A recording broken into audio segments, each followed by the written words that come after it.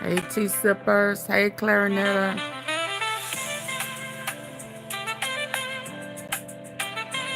Thank God it's Friday.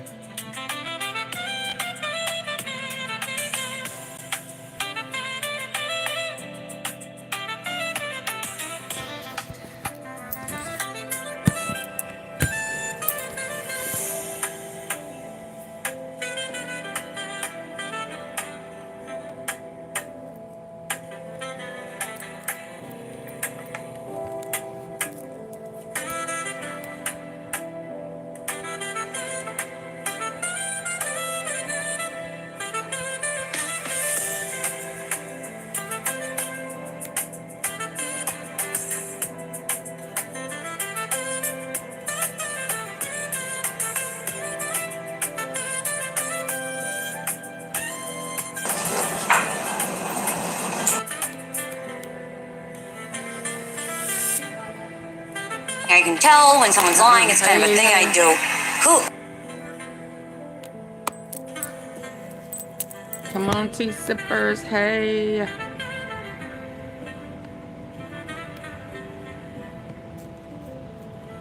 Oh, my goodness.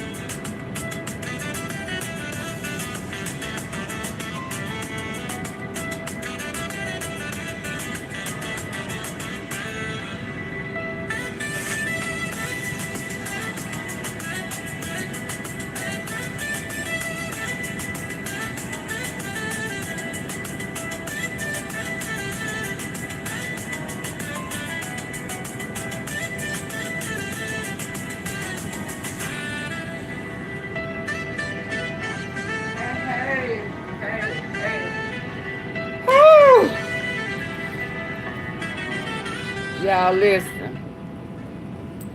Hey to everybody who has come in. Let me switch that over here. I need this system. What's happening?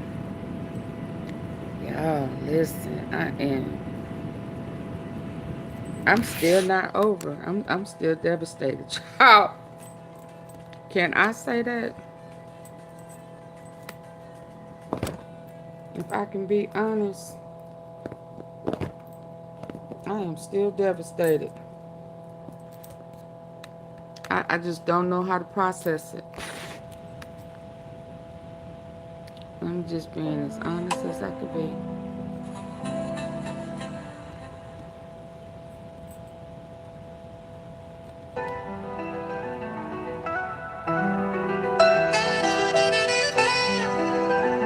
Hey, stop playing.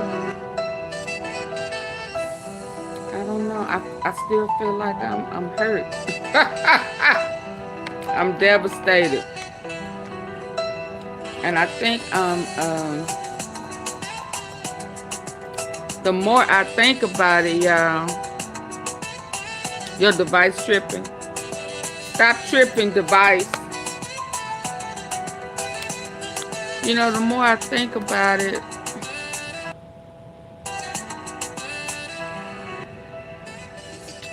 I guess I'm gonna need to stop thinking about it, but I just feel like they played in our face. I feel like they played in our face. And I feel like they blindsided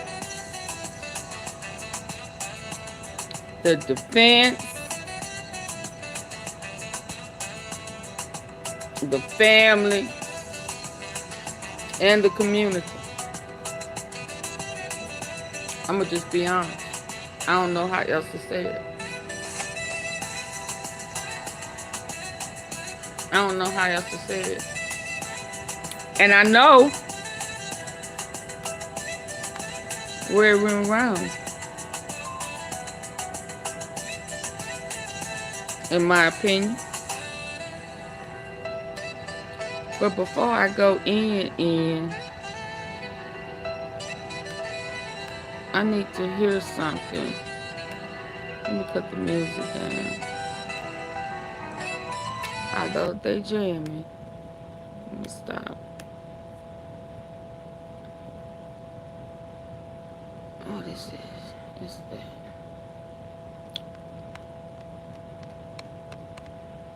Come on in, cheese sippers. Y'all come on in. How long? 9 minutes.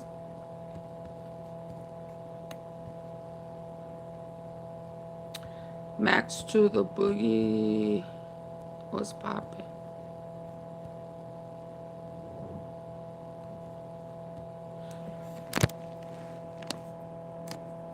I want to hear about Martin.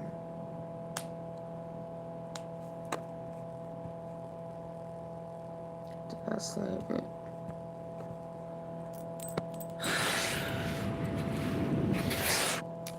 I am.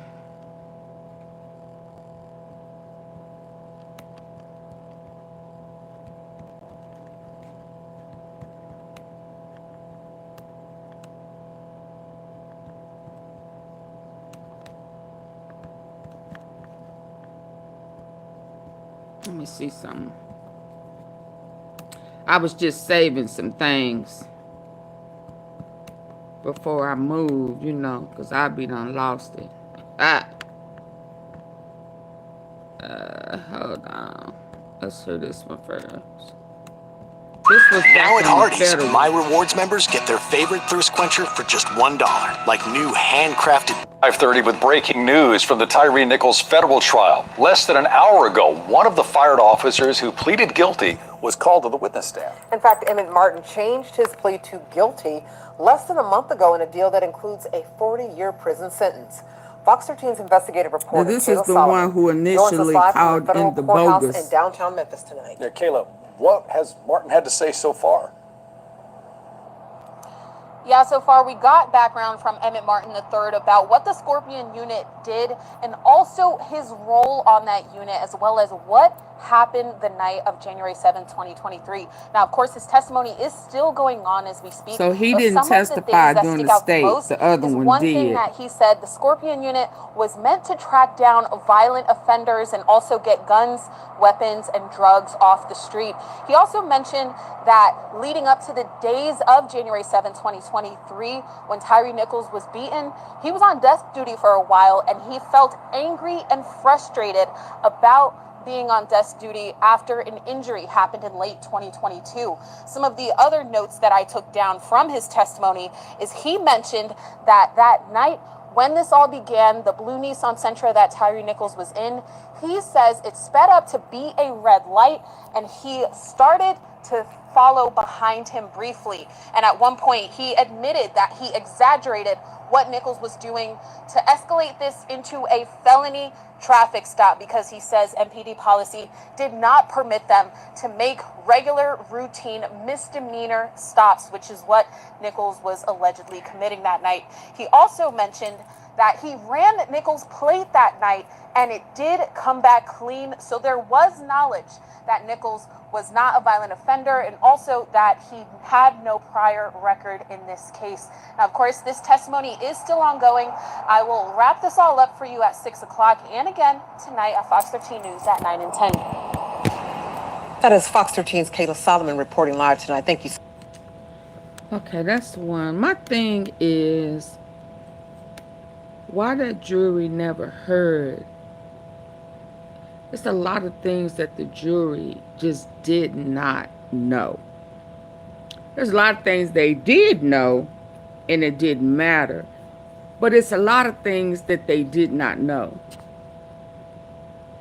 See, they knew that there was some credit cards in the car, or whether he stole them or not. Some mushrooms in the trunk, whether they was his or not. They didn't know if he shared his car with somebody. They didn't know none of that. It was just presented.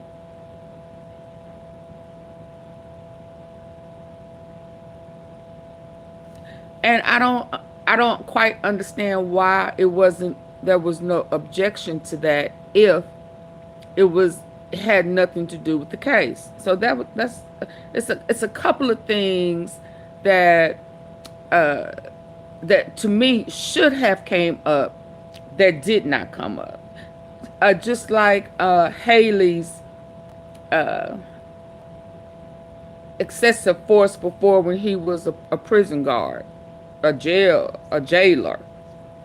Why did that not come up? I just don't get that. And why they did not know that, since they want to run with he ran from the law, why did these folk not know that the whole stop was bogus? Why they didn't know that?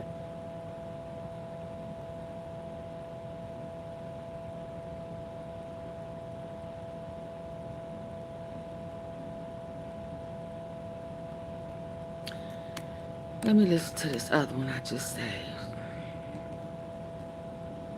I just really feel, I don't know who to say all played in our face.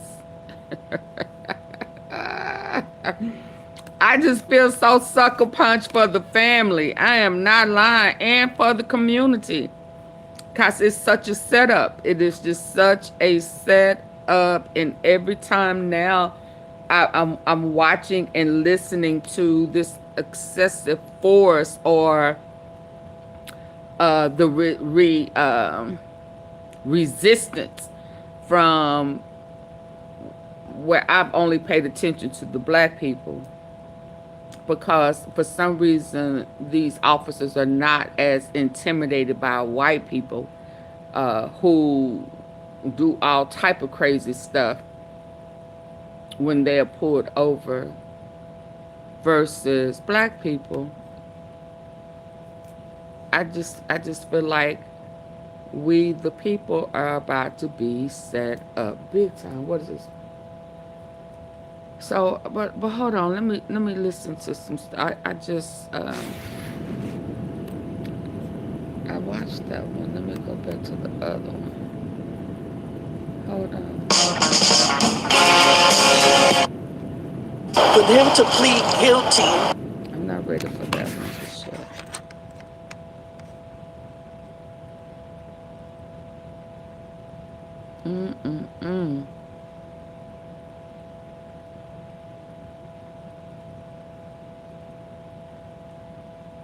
And what's really going on with Emmett Martin, who initially said Of 3 former Memphis police officers.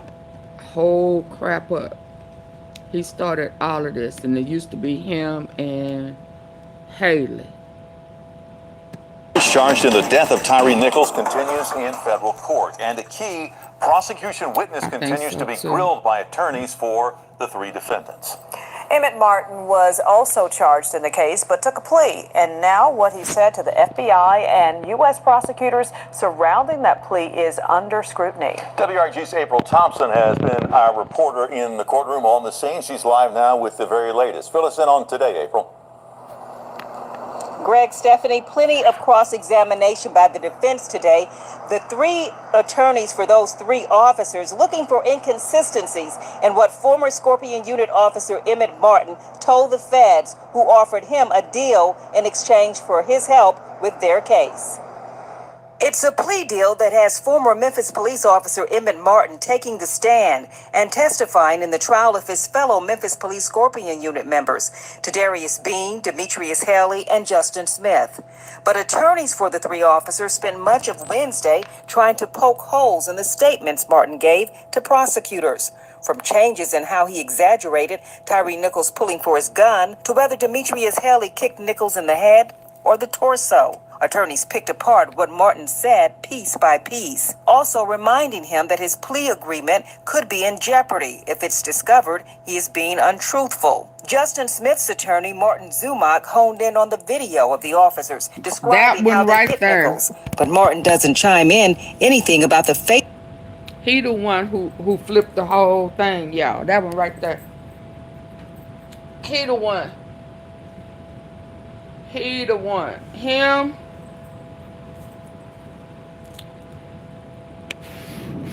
Him the one who kind of played it like he was telling them how to do it and what to do.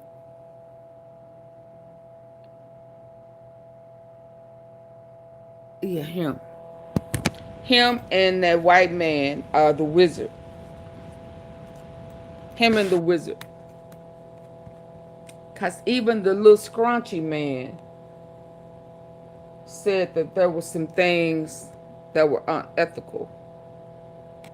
But let's go on. Hold on. Justin Smith's attorney, Martin Zumock, honed in on the video of the officers, describing how they hit Nichols. But Martin doesn't chime in anything about the face punches or kicks he gave Nichols. Zumock saying it was because Martin knew if he had, Justin Smith would have turned him in. Martin denies that. Zumock, in an attempt to show another side of his client, Justin Smith, tried to get Martin to remember that Smith was the one who turned in another officer who hit a homeless person with mental issues. Martin said he didn't remember. Zumock's questioning at some point seemed to aggravate Martin to a degree as they battled back and forth over what he said to prosecutors and what he remembered. We also got some insights into the now defunct MPD Scorpion unit. Martin saying it was data-driven, and if you didn't meet your numbers, you could be sent back to your precinct. Saying Lieutenant Dwayne Smith, who was over the unit during the Tyrie Nichols incident, was more hard-driven than the previous lieutenant, wanting more arrest. And we also know more about Martin why he said he was already in another officer who hit a homeless person with mental issues. Martin said he didn't remember. Zumock's questioning at some point seemed to aggravate Martin to a degree as they battled back and forth over what he said to prosecutors and what he remembered. We also got some insights into the now defunct MPD Scorpion unit. Martin saying it was data-driven, and if you didn't meet your numbers, you could be sent back to your precinct, saying Lieutenant Dwayne Smith, who was over the unit during the Tyrie Nichols incident, was more hard-driven than the previous lieutenant, wanting more arrest. And we also know more about Martin why he said he was already angry when he spotted Tyrie Nichols that night back in 2023. He said he and Haley had already had 2 misses that night. One was executing a warrant, and the person they were looking for when they went there was not there. So that was one thing. The other, he said they got a tip that a Glock switches were being sold in an apartment complex in Binghamton. But that hit home for him because his daughter and her mom live in that apartment complex. Now, Martin's testimony is one thing. The other, he said they got a tip that a Glock switches were being 3. He said he and Haley had already had 2 misses that night. Him and Haley, the one that was really aggressive, him and Haley had already had 2 misses that night.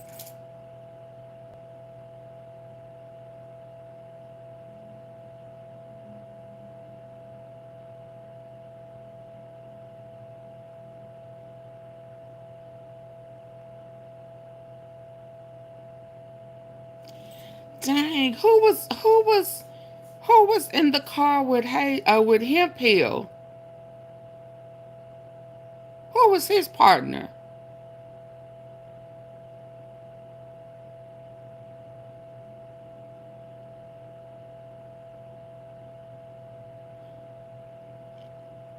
Why did I think Hemphill was with Haley?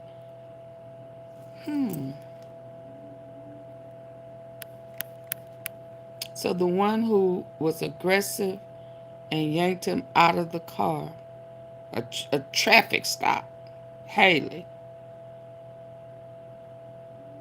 Okay. 2023. He said he and Haley had already had 2 misses that night.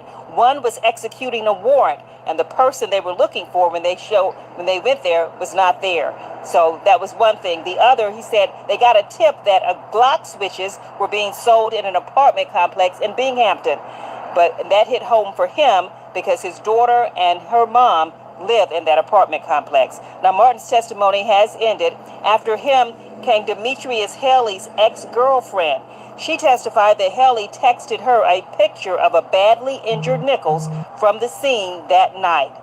We also heard from dispatch about what officers radioed in that night that Tyrie Nichols was beaten. And on the stand right now, a paramedic who came to the scene that night, on the scene where Tyrie Nichols was, he's complex. Now, Martin's testimony has ended. After him came Demetrius Haley's ex-girlfriend. She testified that Haley texted her a picture of a badly injured Nichols from the scene that night. We also heard from dispatch about what officers radioed in that night that Tyrie Nichols was beaten. And on the stand right now, a paramedic who came to the scene that night, on the scene where Tyrie Nichols was, he said, "I tried to do everything for Mr. Nichols. He was Yeah, so she testified in the federal. I remember telling somebody that it was him, her knowing him was debunked early on. So that came out on the federal charges when she testified on the stand. Haley, the girl that they were saying he was fooling with her, they was Haley's girlfriend or something he was messing with. That wasn't true. It was a black cop on.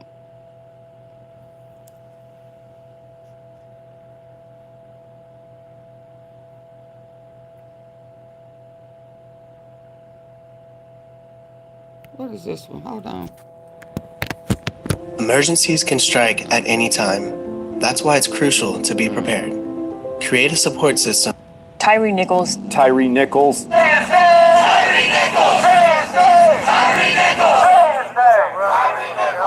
This was on the federal. Kicked in the head. Police officers tasing, pepper spraying, and brutally beating 29-year-old Tyrie Nichols. All 5 officers are black. Police who killed Tyrie Nichols were black. 5 black men.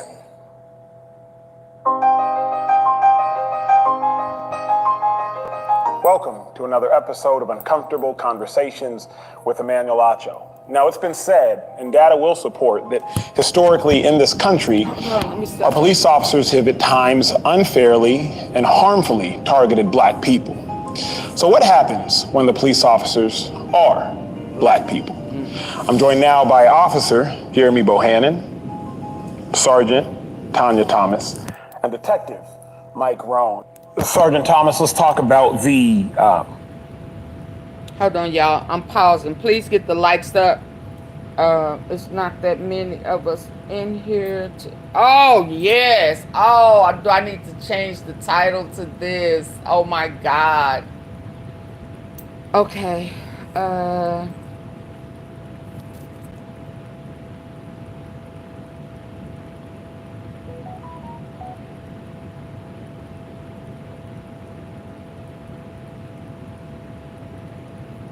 They played in our face. Do y'all remember? I'm gonna hold my mute. Let me set this up so y'all can see. Hold on. Let me go. Y'all, please get the like up. Do y'all remember?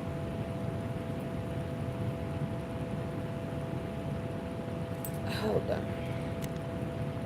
Do y'all remember the former? Hold on. Hold on. Let me play this because I need to go and get to the other one. Let's go. Most volatile thing we've really seen this year in policing, the murder of Tyrie Nichols. What went through your mind when you saw the beating and the murder of Tyrie Nichols, if you did in fact watch it? What went through your mind? From what I saw on that video, chills went through my body. I was disgusted. I was hurt. I was appalled.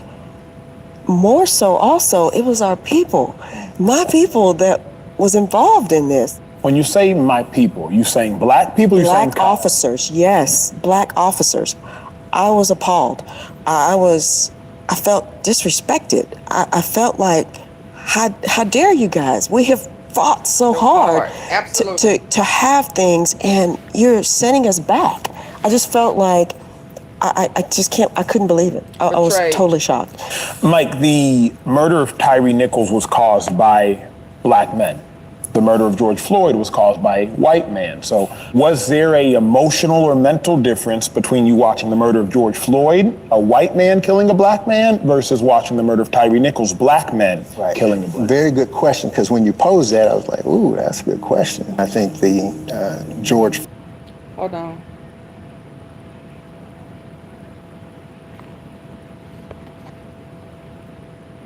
Officers tasing, pepper spraying, and brutally, unfairly, and harmfully targeted black people.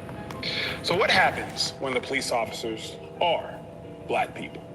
I'm joined now by Officer Jeremy Bohannon, Sergeant Tanya Thomas, and Detective Mike Rohn. Sergeant Thomas, let's talk about the most volatile thing we've really seen this year in policing, the murder of Tyrie Nichols. What went through your mind when you saw the beating and the murder of Tyrie Nichols, if you did in fact watch it? What went through your mind? From what I saw on that video, chills went through my body. I was disgusted. I was hurt. I was appalled.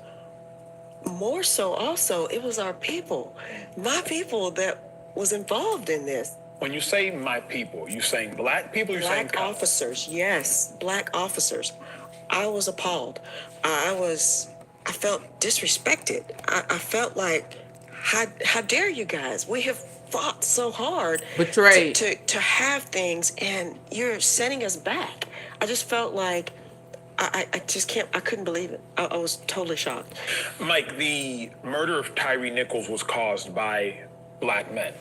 The murder of George Floyd was caused by a white man. So was there a emotional or mental difference between you watching the murder of George Floyd, a white man killing a black man, versus watching the murder of Tyrie Nichols, black men killing a black man? Very good question, because when you posed that, I was like, ooh, that's a good question. I think the George Floyd, that was just, I mean, there was no words, and it was sickening to watch it. Just not moving, waving at people. I mean, that's just what replays in my mind when I hear about George Floyd. My initial reaction when I saw the murder of Tyrie Nichols, I was like, why'd they have to be black? It will undermine the progress that black people are trying to collectively make as one when a black group of black individuals and officers at that murder another black. And that's the first thing that went through my mind after the emotional vitriol and just disgust and pain was, why they have to be black? Why they have to be black? Did you have that same sort of reaction? Absolutely, 100%. And you don't see that. I mean, I know there's body cam footage out there, but you just don't see what we saw. Not from African Americans. At the point in which black officers were responsible for the murder and the death of Tyrie Nichols, then is it even still a race issue in your mind, or is it now a system issue? Is the system gotten so bad where even black officers look down on black people? Yes, it's I just still think it goes back to the core, because it'd be a different conversation if the subject was white or if the officers were white. So I would definitely say that it's both, right? You know, when you become a police officer, especially this culture that we talk about, there are people that will tell you, hey, you're no longer black, you're blue now. You know, you're a cop, you're one of us. You know, I've had a lot of people tell me that. Or, hey, you're because... Hold on. That rang a little different. So you're not only black now, you're one of us. So it's kind of like that token that I was saying with the wizard, right? Like, you know, like they have to have, I don't know if y'all remember when I was saying like the maid's son or grandson needed a job and do it for da-da-da-da-da. They kind of got a pass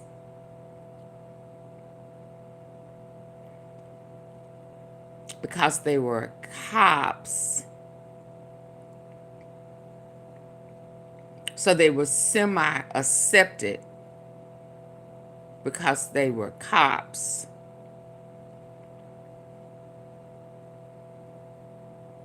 Let me keep listening, because it has to be a reason why these people from Chattanooga,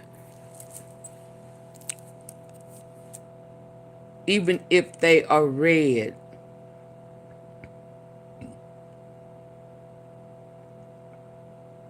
because if I'm going to play with it in my head, I'm going to assume that the defense agreed to Chattanooga because they was probably thinking that these white conservatives, these white people were going to send these black cops up the river. Now, of course, if he would have been white, they'd have been, if the victim would have been white, they'd have been out of there. They don't care how pro-police they are. If he would have been white, he'd have been out. Or they would have been out. But it was just almost like a white parade. It was almost, it just kind of took me back during the civil, through the marches and the deceit of the white women, and they can know somebody is innocent, they'll say they guilty. All of that is just ringing heavy on me. So when he said that, it rang true. Let's listen. If the subject was white or if the officers were white. So I would definitely say that it's both, right? You know, when you become a police officer, especially this culture that we talk about, something different. There are people that will tell you, hey, you're no longer black, you're blue now. You know, you're a cop, you're one of us. You know, I've had a lot of people tell me that. Or, hey, because you feel this way, you're not one of us anymore. And now, you know, I want to ostracize you because you think that all cops are racist. Mike, how do you feel when you hear, because you made a sound effect and I felt it across the room. How do you feel when you hear you're no longer black, you're blue? Right. I just say that's the furthest from the truth. I've been black all my life, and it's the uniform. Let's talk for a second about the phrase black on black crime. We hear that often, black on black crime. Now, typically we hear it as a distraction mechanism, right? If there is a racially charged white person killing a black person, a racially charged situation, often there will be an outcry. But what about black on black crime? What about black people killing black people? Now, obviously data shows that interracial violence happens across all ethnic groups, across all cultural barriers. But with the murder of Tyrie Nichols, we literally saw it play out black on black crime. When you hear that phrase, black on black crime, Jeremy, what do you think? I think just like what you said, I think it's a dog whistle. It's just crime. You know, you don't hear white on white crime. You don't hear all these other things. But for some reason we have this, well, what about black on black crime? And then what about Chicago? And what about, instead of focusing on what's happening in your community or what's happening across the board, crime is crime. Given the fact that there are implicit biases within people, all people, black people, white people, whatever culture you come from, we all have our own implicit biases based upon what the culture has taught us and told us. Do you all think that you all as black individuals, or the black individual on average, is better off apprehending a black suspect than a white individual? No. I just in general, the only reason why I say that is because it comes down to communication sometimes when you're dealing with people, right? What's your vibe you're putting out? When you're going on, we have to understand as police officers, we escalate the situation as soon as we get there, okay? And so you have officers, white, Hispanic, Asian, doesn't matter, that are really good at their nonverbal cues, their verbal cues, and can de-escalate people just based off of the way that they're approaching people. So I don't think it's just that, hey, this type of officer needs to deal with this type of person. It's that officer that has empathy in their heart, can calm down, has kindness, and can deal with the situation of what they have and not be so high-strung every single time just because they're in uniform. Tanya, I saw you respectfully disagree. Because I can see it sometimes, it's different. When I feel like I can communicate differently or operate different and get through to an African American better than my counterpart. Why is that? Because obviously you're operating under the umbrella of the law. So it's not like you're bending the law as a black person for a black person. But why do you think you can communicate maybe more efficiently or effectively with a black person than your white counterpart? I think it's trust. They're going to trust me and trust that I'm going to be fair and I'm going to treat you fairly. As to my counterpart, their feeling may not. So I'm African American, you are, we're from the same world. You have to know about Hispanic culture, African American culture, Asian culture, know who to talk to, how to talk to. So you work that, but you have to be willing to do that. I'd rather have a different officer work on their empathy and building connection with people that don't look like them, because that's what's going to change the culture. That's what's going to get people to understand, okay, hey, they're not that bad. Let me just understand them a little bit. Yeah, it all comes down to trust. I love that, the quote, no one cares what you know until they know that you care. I think that is a pervasive thought in society that we must learn how to abide by. Like, I don't care what you know, all the jargon, all the laws, until I know that you care about me. Let's talk about the uniform and the badge. What is it about the uniform that leads to corruption of police officers? So the main thing about the uniform is power, right? We have an enormous amount of power to affect anybody's day. And so because we've been granted this power, a lot of people don't know what to do with it sometimes. And so you can see how easily, if somebody doesn't really know how to handle the power that they're given, and they also don't have the accountability where somebody's saying, hey, don't do this, don't do that, or if you do this, you will be held accountable for it.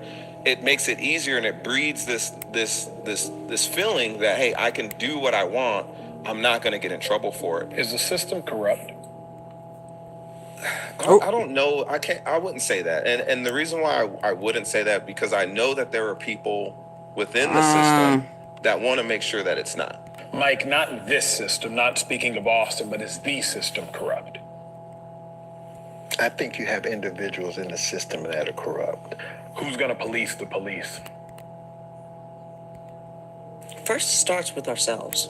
She It almost starts gave with a us. look. It's about starting with you first.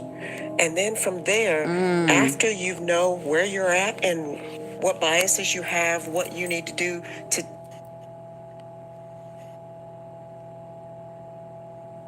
Her body language The almost said, uniform is yeah. power, right? We have an enormous amount of power to affect anybody's day. Hey, Robert. And so, because we Hold on. You say he's wrong. I have been police trying to negotiate a white man's arrest, and then I have seen them be aggressive with black, roughing them up, yelling, "Stop resisting," and the man's face, dirt, no moving. Now, I agree with that. I kind of made mention to it's if they are not, it don't matter what a non-African American do, they just don't seem to be aggressive. And it don't matter if they are being aggressive. It don't matter if they're saying what they gonna do to them. As far as trying to spit on them, and they don't feel threatened. They don't pull guns. They don't pull mace. They sit there and entertain them like it's their third cousin on their mama's side. But as soon as somebody black saying, "Well, what did I do? Why you stopping me?" Or whatever, then they wants to put their hand on the gun and, ready to shoot them down. So I agree with you, Robert. I do believe that they are, not, for some reason, not intimidated by well, I'm saying that they're not intimidated. It may be a bigger mission, why I keep saying that the KKK, don't ride horses with white sheets anymore.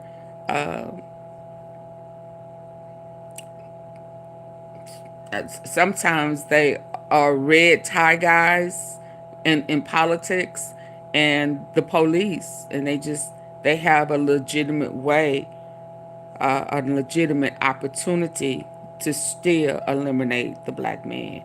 That's just my take. I don't know. That's just my opinion.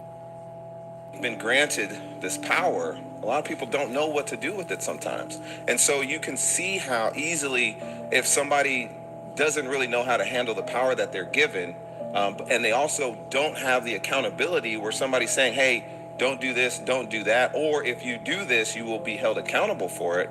It makes it easier, and it breeds this feeling that, hey, I can do what I want. I'm not going to get in trouble for it. Is the system corrupt? Watch her body language. I don't know. I wouldn't say that. And the reason why I wouldn't say that, because I know that there are people within the system that want to make sure that it's not. To me, like, not this system, not speaking of Austin, but is the system corrupt? I think you have individuals in the system that are corrupt. Who's going to police the police? First, it starts with ourselves. It starts with us. Nobody's going to police the police until there comes a problem. Unless something happens that puts all eyes on the force. See, there was nobody policing the Scorpion unit to that degree. They were doing everything they wanted to do, how they wanted to do it. You know, the chief and everybody, lieutenant, everybody was, okay with the excessive force to get the numbers down and the bad guys off the streets, so to say. Until the wrong or innocent person or someone that wasn't a thug was killed, now it's eyes on you. So now somebody has to police the police. That's why the Chief Davis was delayed in her position. She almost lost her job. I mean, as far as I'm concerned, she should have never got it. I mean, But Chief, I understand Chief Young not wanting to start that process over when there's already an ongoing problem. I get that. But nobody polices the police until something happens. TBI, the Department of Justice, you know, all of these hierarchies come in when something major happens. If nothing major happens, if the right person don't tell,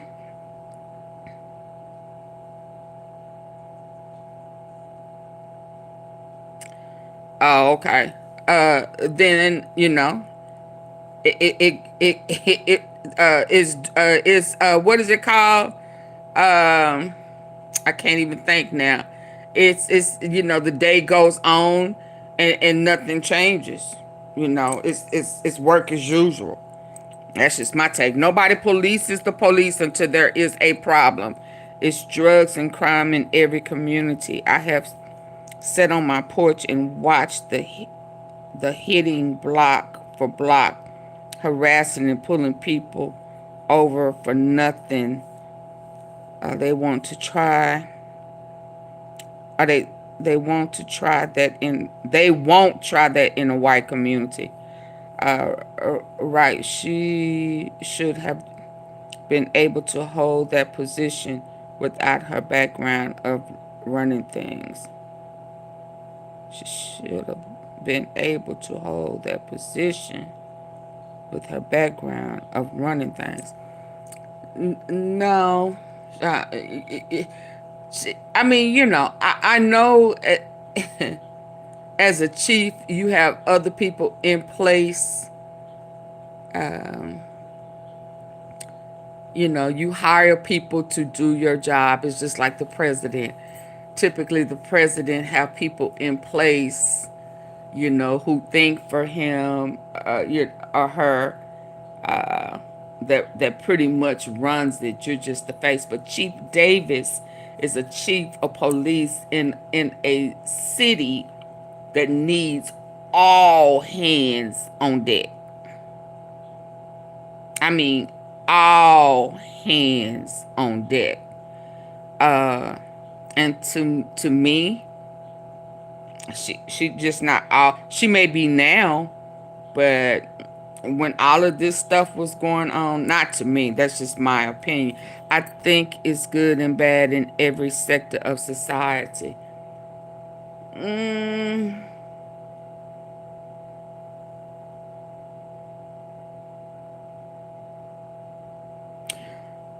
Okay, so what's good in Memphis? Pressure. You think it's good and bad? Because right now, I'm not seeing no good in Memphis. So what's good? I mean, what are you saying? I think it's good and bad in every sector of society. For the most part, yeah. But right now, I'm not seeing no good in Memphis.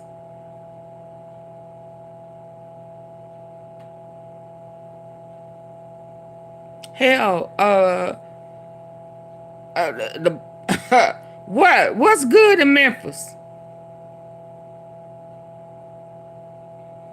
She was a DI. I agree. Yeah, let me keep listening to them. It's almost over though. About starting with you first, and then from there, after you know where you're at and what biases you have, what you need to do to take care of things. I'm not speaking of Austin, but is the system corrupt? Yes. I think you have individuals in the system that are corrupt.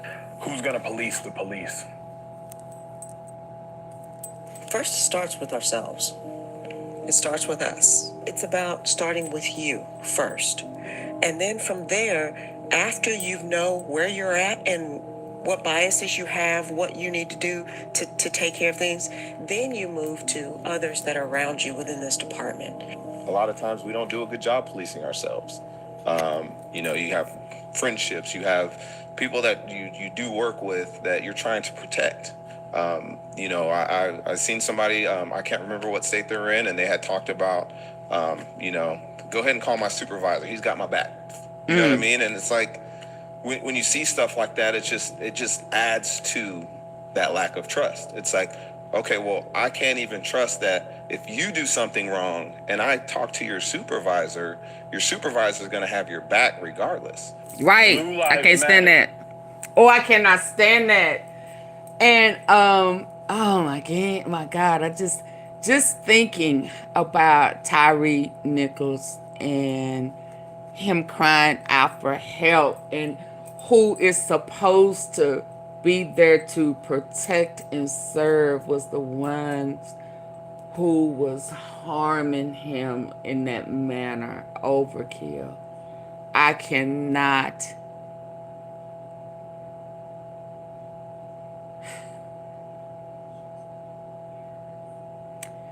I cannot imagine how he was feeling and how he was. I just cannot imagine being in that position. And I hate to imagine anybody I know or love going through what that young man went through. It is devastating to me. It is overwhelming to me for him to see 5 police officers beating everything out of him. I mean, beating everything. Beating the hell out of him. Saying, sit up, knowing he can't. Taking blows. Hit all of that. And he's crying out for help. And the people who's doing it are police. And then they are found not guilty. So the reality of it is eating me up, I think, self-consciously on the inside, because to me it's almost as if that has opened, I mean,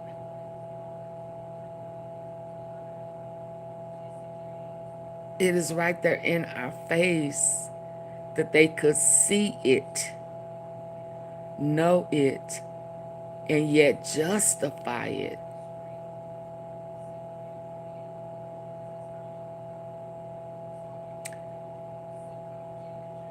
How do you get past that? I don't know how to get past that. I just don't know how to get past that. What do you feel when you hear the phrase Blue Lives Matter in response to the initial phrase of Black Lives Matter? I don't like it. I want to get to a point where we don't have to say Black Lives Matter, and we can truly say that all lives do matter. We can truly say that, or we don't need that.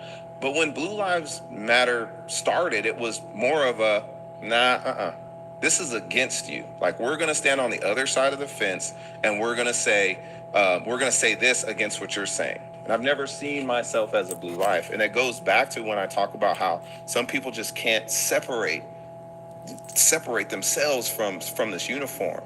It's easy for me to do that because when I take this uniform off, I still have to go, I go to the club with my family, and they're going to pull me to another line and search me and charge me an extra $20 and tell my wife, this is a true story, and tell my wife that they're just protecting all the people from Black people. You know what I mean? And so I still have to deal with that. I still have to deal with my son being told at the pool that Black people don't deserve to live. I still have to deal with that. That happened right here in my community when my son was 6 years old. That literally happened in 2019. And he was at a pool. What's that? At the pool, playing with his friends. A new kid came. He was a couple years older and didn't want to play with them and told him that black people don't deserve to live. How'd you respond to that? I wasn't there, thankfully. My wife was there, but she did a great job responding. Sergeant Thomas, when you think about what you have had to deal with, what name calling, what racial slurs, what have and when have you had to deal with that? I typically have had to deal with that more with African Americans.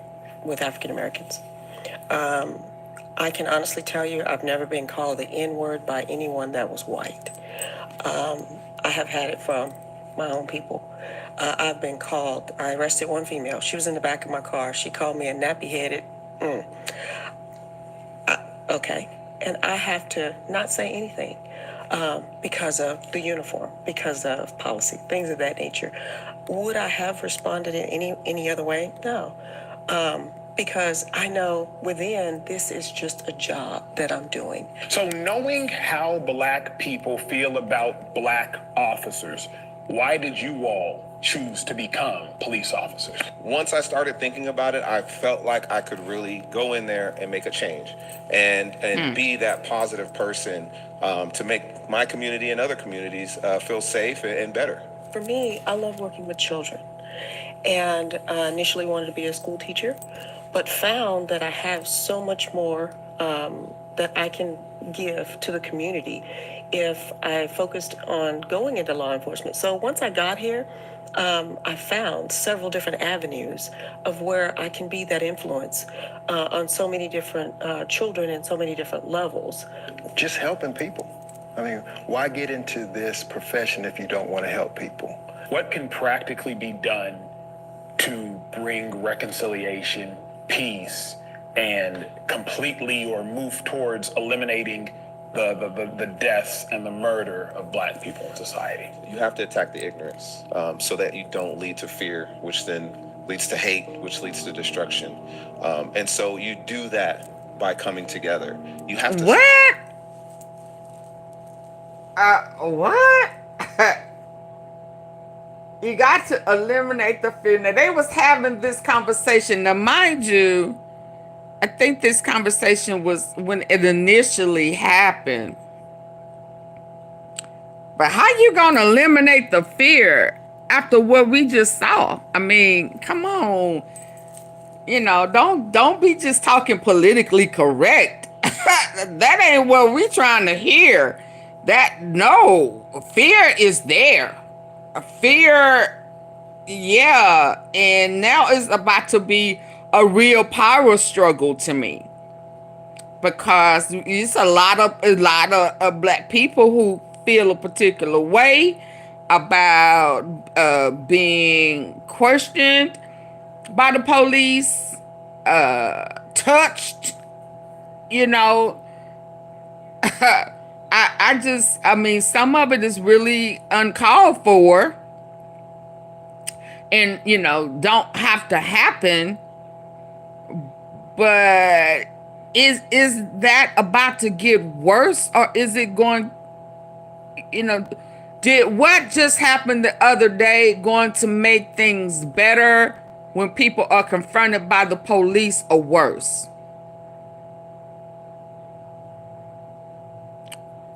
Did it make things better or worse?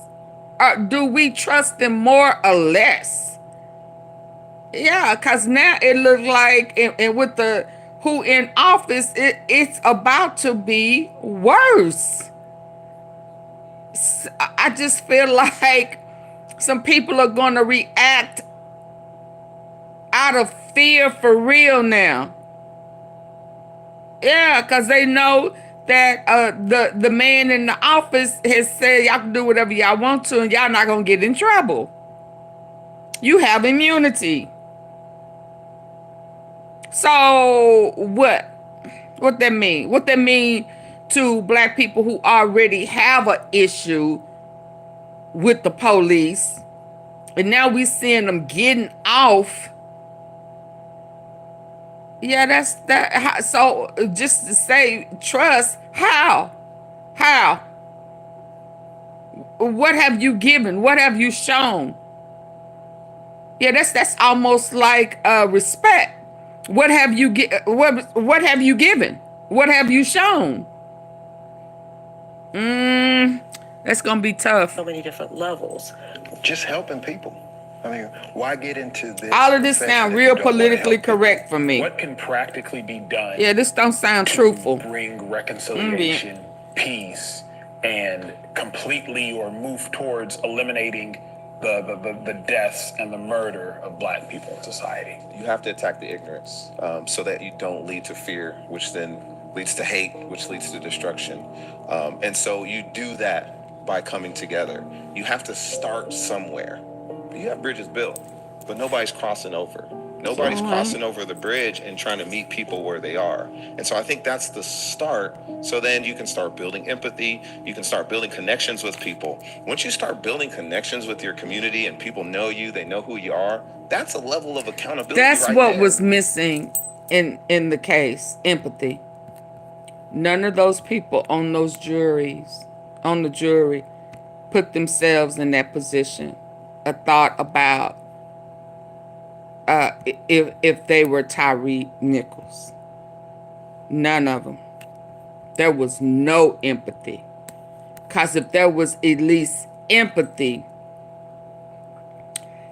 at least one of those charges would have been not guilty, and it would have been the one where there was the intervene, the duty to intervene. If they would have had empathy, that would have at least been guilty. Didn't render aid would have been a not guilty. I knew that kidnapping one was, and if the only way that they could get to the kidnapping would have been to be found guilty of the first-degree murder.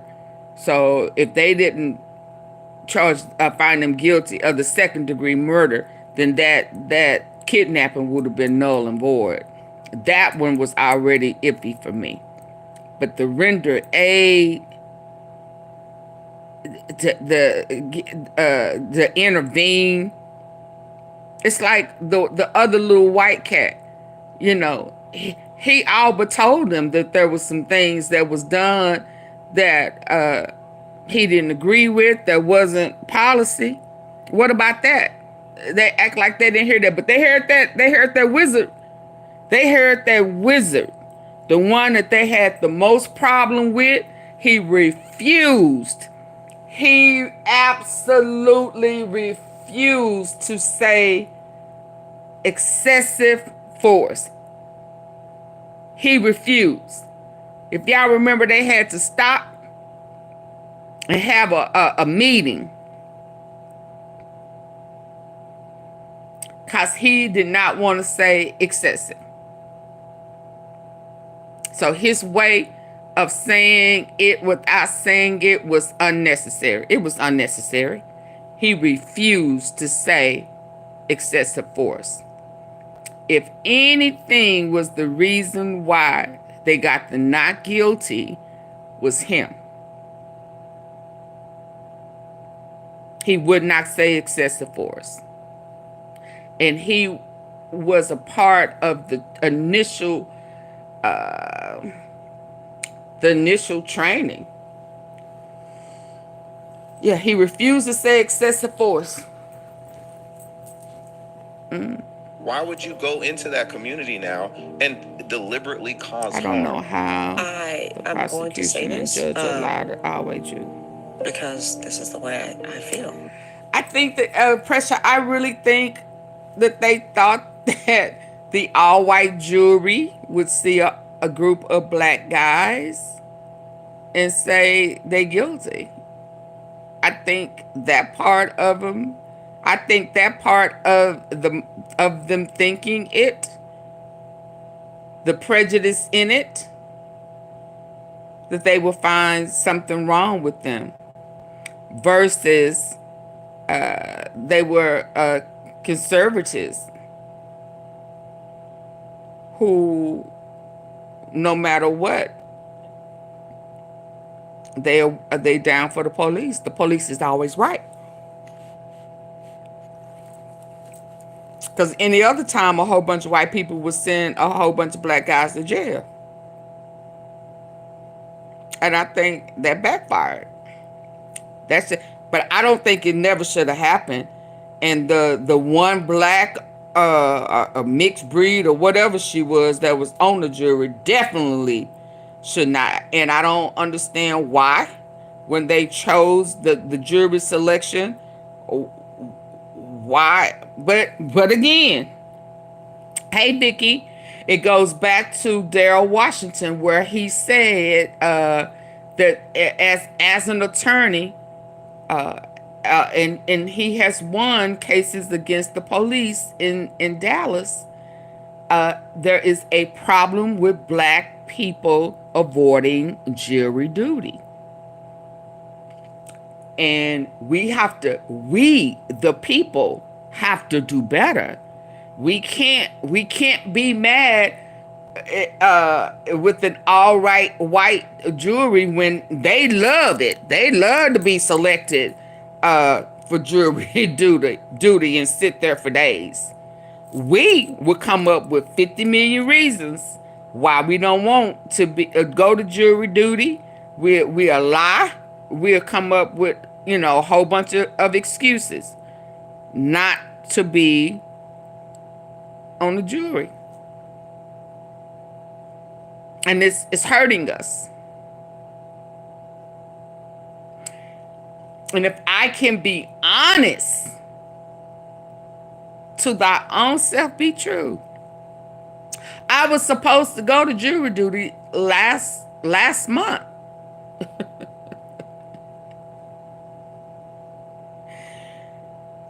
And called and canceled it.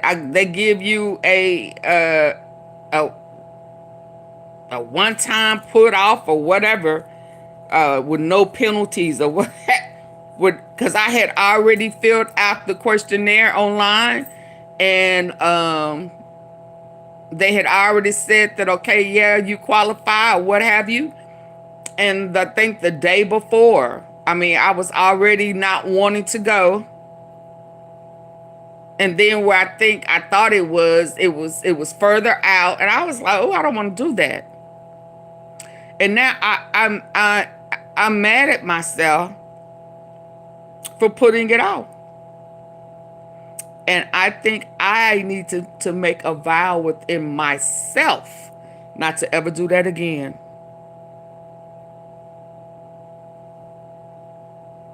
And we, the people, need to start making commitments to being a part of it.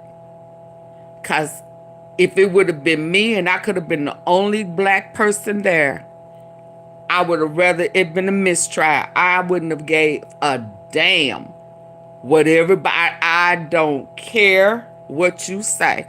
I'd have threw it all the way off.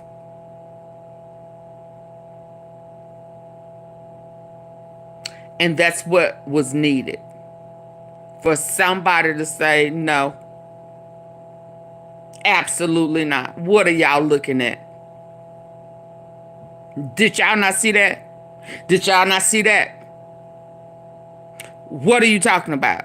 So you mean just because the police said it is the truth, like police don't lie? Didn't somebody else that played? I'd have been in there just like that. No. We're not going to just take their word. Why did he open the door being aggressive? Typically, the police are standing at somebody's door asking them to step out, or running their plates, or doing whatever. They get the information to go back to their car. Why was that never done? Why did they go to the door grabbing him out? See, nobody asked those questions. Nobody. Nobody. So I'm saying, black people, we need to stop making excuses not to go to jury duty. Because somebody may need us. And it's going to get bad. It's about to get bad with this executive order. So I have to do better. I put off jury duty last month. And I'm never going to do that again. Never going to do that again. After 25 years of doing this job, seeing the thing are. And so I think that's the start. So then you can start building empathy. You can start building connections with people. Once you start building connections with your community and people know you, they know who you are, that's a level of accountability right there. Why would you go into that community now and deliberately cause harm? Stop. I mean, I'm listening to him, but stop sounding like stuff is so simple. They sound so made up, but I guess, you know, they're being politically correct, professional, instead of being truthful to the streets. But okay. I'm going to say this because this is the way I feel. After 25 years of doing this job, seeing the things that I have seen, we carry a gun. We have things that we can and can't do as law enforcement. Will we be able to just completely eliminate this one officer who goes rogue and starts doing something he shouldn't do? That's almost impossible. Can I sit and say that we will never have another African American shot by the hands of police officers? No, I can't make that statement. Could it decline in numbers? Yes, with some of the things that he's talking about. Will it completely stop? No, it can't. I can't sit here and be honest to you to tell you it will stop. At the end of the day, we could be sitting here right now, and there could be another shooting going on. But all that equipment Jeremy has on, cuffs, the camera, the greatest thing, in my opinion, is your voice. Of all that equipment, the greatest thing he has on him is his voice. I love that. Well, Jeremy, thank you. Tanya, thank you. Thank you. Thank you. Let me go to the next Thank one. you all for tuning in to another episode of Uncomfortable. Do y'all remember when all of this happened initially, when Tyrie Nichols was beaten, and I'm trying to get to it. Hold on.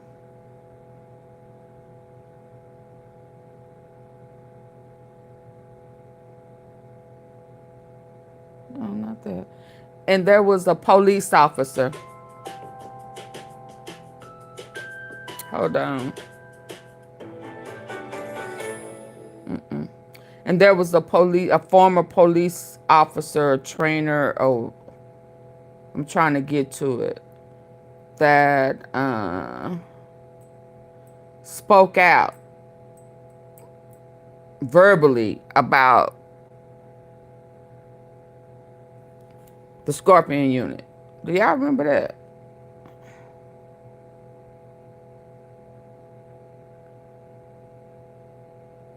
Do y'all remember that?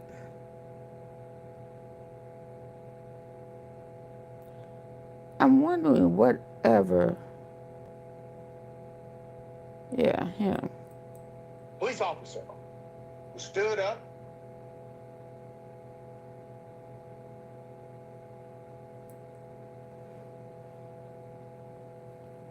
Y'all, please get the likes up. Please. Against the police department. Found dead. Let's put up his picture full mass. Y'all remember this? Family is saying it is foul play. He dared to actually cross the thin blue line. He was a retired Memphis police officer. Hold on. I don't know what I did. It done went dark. Oh, Lord. What? Can y'all still see this?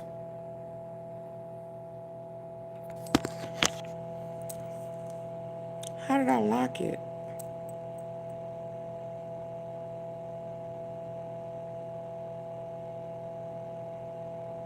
Can y'all see that?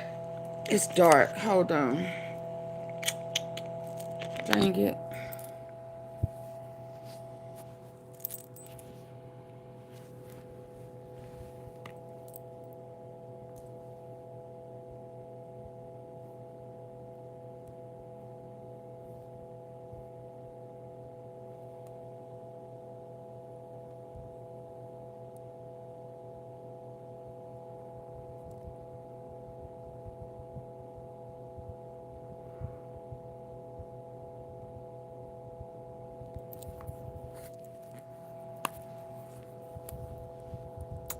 I don't know how to rotate it back.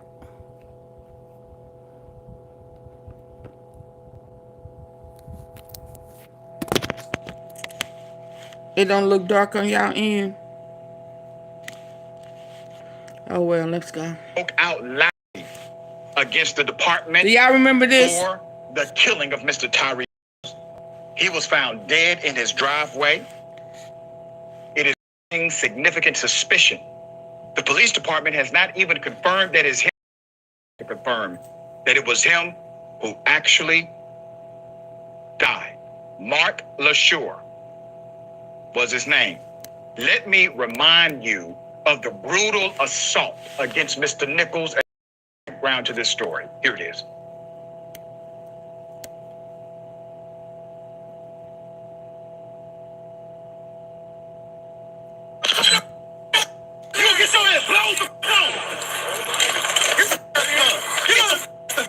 Damn, I didn't do anything. Hey, I didn't turn your ass around. All right.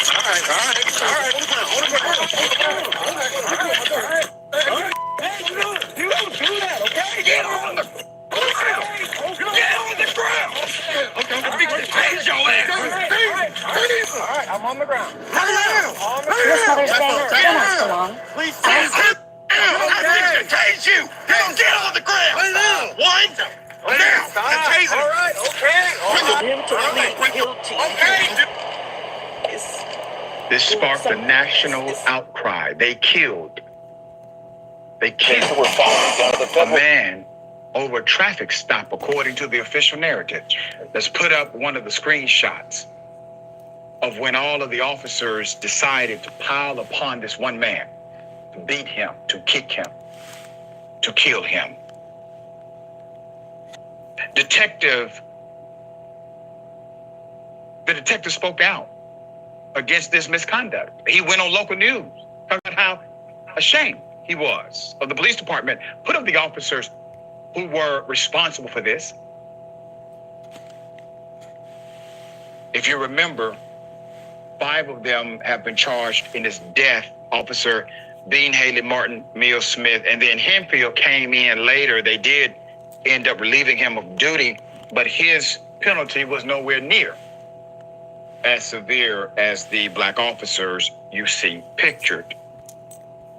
Let's put up the retired detective again, who dared to cross that thin blue line. You see, he is probably, let me not put it that way.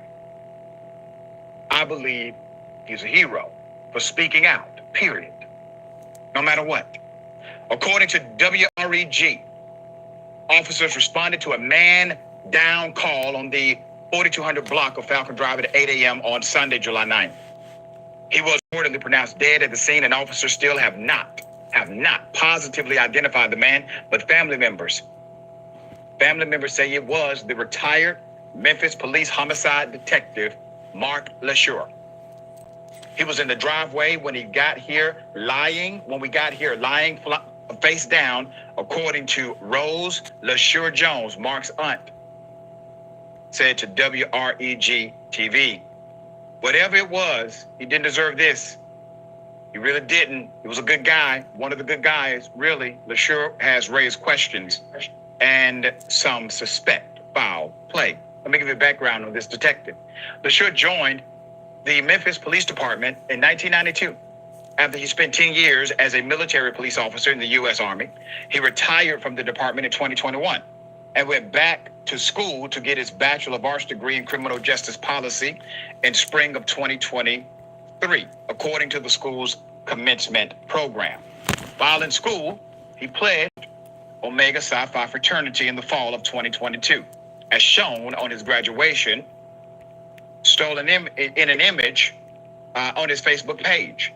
In January 2023, he spoke out against the Memphis police officers who were part of the Scorpion unit that killed Tyrie Nichols in a brutal police beating during the traffic stop.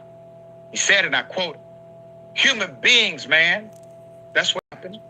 He told the New York Times, "They let their emotions get the best of them, and there was no veteran officer to stop them. Usually when vets are there, things go differently because we have that experience to say, I understand you're mad, but you got to stop. You can't do this. It isn't right, end quote. He'd also said something similar as by NBC News when speaking on how a large number of relatively inexperienced officers were being placed within specialized units because several officers had begun to leave the police force in recent years. Quote, rookies were getting put on specialized units they had no business being, he said. Lashure also shared that he'd still had communication with officers within the force after he retired, and they expressed to him that the Scorpion Unit officers do what they can do to arrest people. The 57-year-old was remembered by his fraternity brothers. He will be missed. A lot of brothers loved him as he walked in, said Omega Psi Phi fraternity brother. Lashure also mentored children and was a golf coach and father. In addition, he worked in the Memphis public schools as a resource police officer. We lost a great brother. Even though he wasn't with the fraternity that long, he actually, as soon as he came in, started working and doing what he was supposed to do, said Avant to Action News 5. His body was days after the city filed a motion to dismiss the $550 million civil lawsuit in the Nichols death, which was filed in April by his family and civil rights attorney, Ben Crump. The Memphis Police Department said his killing, is still under investigation. I cannot tell you how many times police officers, even some in command, have contacted us at Indisputable to give us information, insight, video evidence, transcripts, emails, text messages. You've seen the segments. Why do they contact us? Why not simply go to, let's say, law enforcement inside of their jurisdiction, or maybe the state police, because they are afraid that what happened to this detective will happen to them. They know good and damn well why individuals are afraid of the police. So when you hear someone say, well, I don't know why they ran from the police. The police, they were simply there because they wanted to make things right, to seek justice, to investigate. They run from the police because the police run from the police too. They know exactly who they're dealing with. They know exactly what organization they are a part of. All right, Ben, thoughts here. I don't understand how this is possible. It says to protect and serve on the side of the police vehicles. You'd think that's what they would be there to do. And this is so, we don't know the details. We don't know exactly what happened yet, but it does not look good. Generally, people don't end up dead face down in their driveway. And it sounds execution style to me. We don't know the details again, but he didn't even say anything so crazy. Didn't give anyone's names. He just gave mild commentary, mild rebuke about a police department that clearly is corrupt, disgusting, and shambles, needs to be redone from the ground up. And that's a death sentence? How archaic and backwards can police departments be that this is an egregious betrayal to go on television and say, nah, this is not good, and they're putting people too young on these special task forces. Whoa, kill the guy. We really have to look ourselves as a society in the eye and just stop accepting this kind of behavior, this kind of disgusting, illegal, egregious behavior from anyone, let alone from... Did they ever really solve that?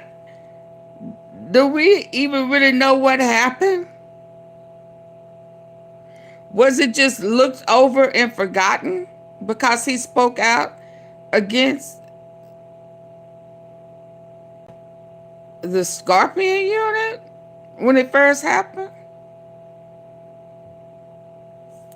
Really?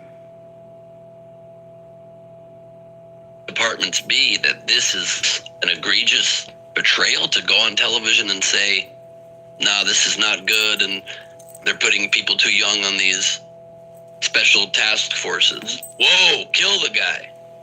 I mean, we really have to look ourselves as a society in the eye and just stop accepting this kind of behavior, this kind of disgusting, illegal, egregious behavior from anyone, let alone from the police. This man was a great man by all accounts. Yep. He was a school resource officer because he wanted to be. That's right. And now they've lost a resource in the community that would have helped maybe create more children that could have become good police officers. So very well said. And I will put this out for the record. While information is developing, I can tell you that the Memphis police, they have not responded as if this is one of their own. They have not responded as if this is one of their own. We had to get information from the family as to what actually happened and who it was that it happened to. Are y'all still here? These things are not normative. And while we don't have all of the pieces of the puzzle, keep in mind, the only reason why we're even discussing this in the context of cause and effect is because we have seen police officers do so much evil and violence and killing against citizens and non-citizens of this nation. Hey TikTok, it's Alan Walker. If you want to get this, hold on.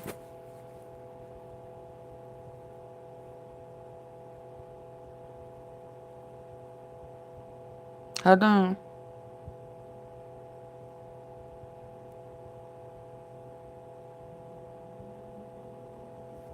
Three Memphis cops just got acquitted for their role in the... So we finna listen to, okay, so woo, you know AunTeaFee. You know I'm finna get a white man's perspective. Are y'all ready for this?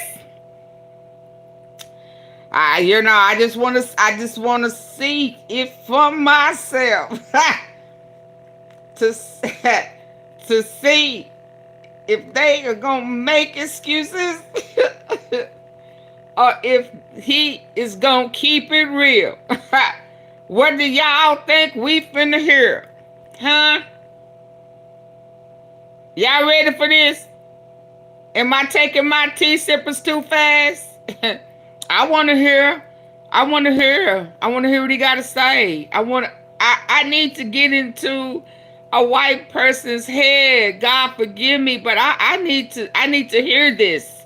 I heard it with the Carmelo Anthony, you know, but that was black on white. Now we talking about 5 black police officers, 1 black victim, and a whole 12 white people. 12 white people agree with 5 black people against 1. So that means damn near 20 people was against Tyrie Nichols. I need to hear his opinion. Let's go. Nichols. The video was horrifying. The outrage was universal, at least online, but in the courtroom, a jury saw it and said, not guilty. Why? That's what we're going to unpack, and the answer probably going to piss you off. Y'all ready?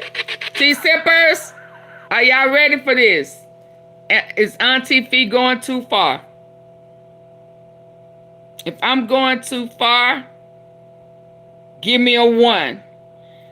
If I'm on point and y'all say let's do this, let's hear this, give me a 2. Come on, y'all. I'm trying to process this. I'm trying to process it. So if I'm going too far, give me a 1. If you say let's hear this, give me a 2.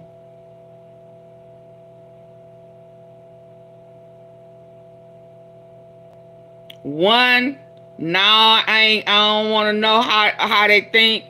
2, let's hear this.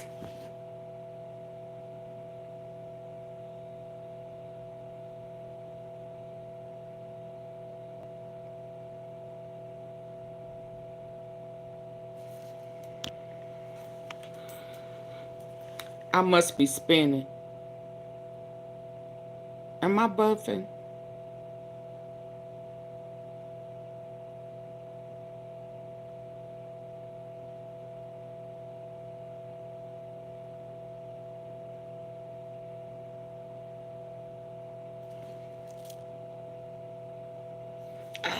Let's go. What's up, you guys? Welcome back to Southern Draw Law. My name is James White, criminal defense attorney, former prosecutor, former police officer. Okay. I'm as surprised as anyone. I was scrolling YouTube, saw that there was a verdict in the Tyrie Nichols trial, decided to watch it, and to my dismay, I heard not guilty for all charges in relationship to these 3 Memphis police officers. So if you haven't seen it, let's go to the courtroom and watch as the verdict was read in real time. Court will read the verdict as follows. In indictment 2300241, State of Tennessee versus Tadarius Bean, Demetrius Haley, and Justin Smith, if counsel would like to stand with their clients.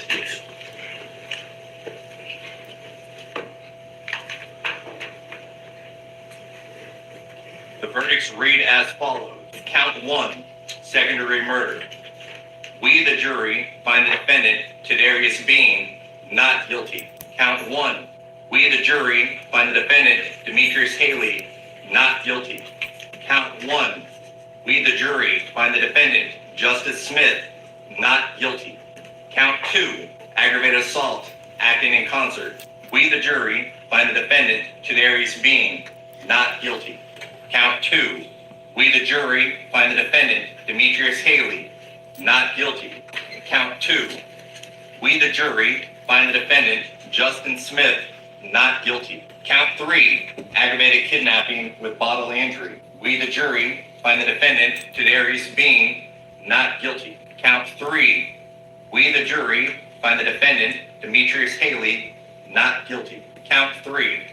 We, the jury, find the defendant, Justin Smith, not guilty. Count 4. Aggravated kidnapping with a deadly weapon. We, the jury, find the defendant, Tadarius Bean, not guilty. Count 4. We, the jury, find the defendant, Demetrius Haley, not guilty. Count 4. We, the jury, find the defendant, Justin Smith, not guilty. Count 5. Official misconduct, unauthorized exercise of official authority. We, the jury, find the defendant, Tadarius Bean, not guilty. Count 5. We, the jury, find the defendant, Demetrius Haley, not guilty. Count 5. We, the jury, find the defendant, Justin Smith, not guilty. Count 6. Official misconduct, refraining from performing a duty. We, the jury, find the defendant, Tadarius Bean, not guilty. We, the jury, find the defendant, Demetrius Haley, not guilty. We, the jury, find the defendant, Justin Smith, not guilty. Count 7. Official oppression. We, the jury, find the defendant, Tadarius Bean, not guilty. Count 7. We, the jury, find the defendant, Demetrius Haley, not guilty. Count 7. We, the jury, find the defendant, Justin Smith, not guilty. All verdict forms have been signed by the foreperson. Attorneys, you can have a seat with your clients.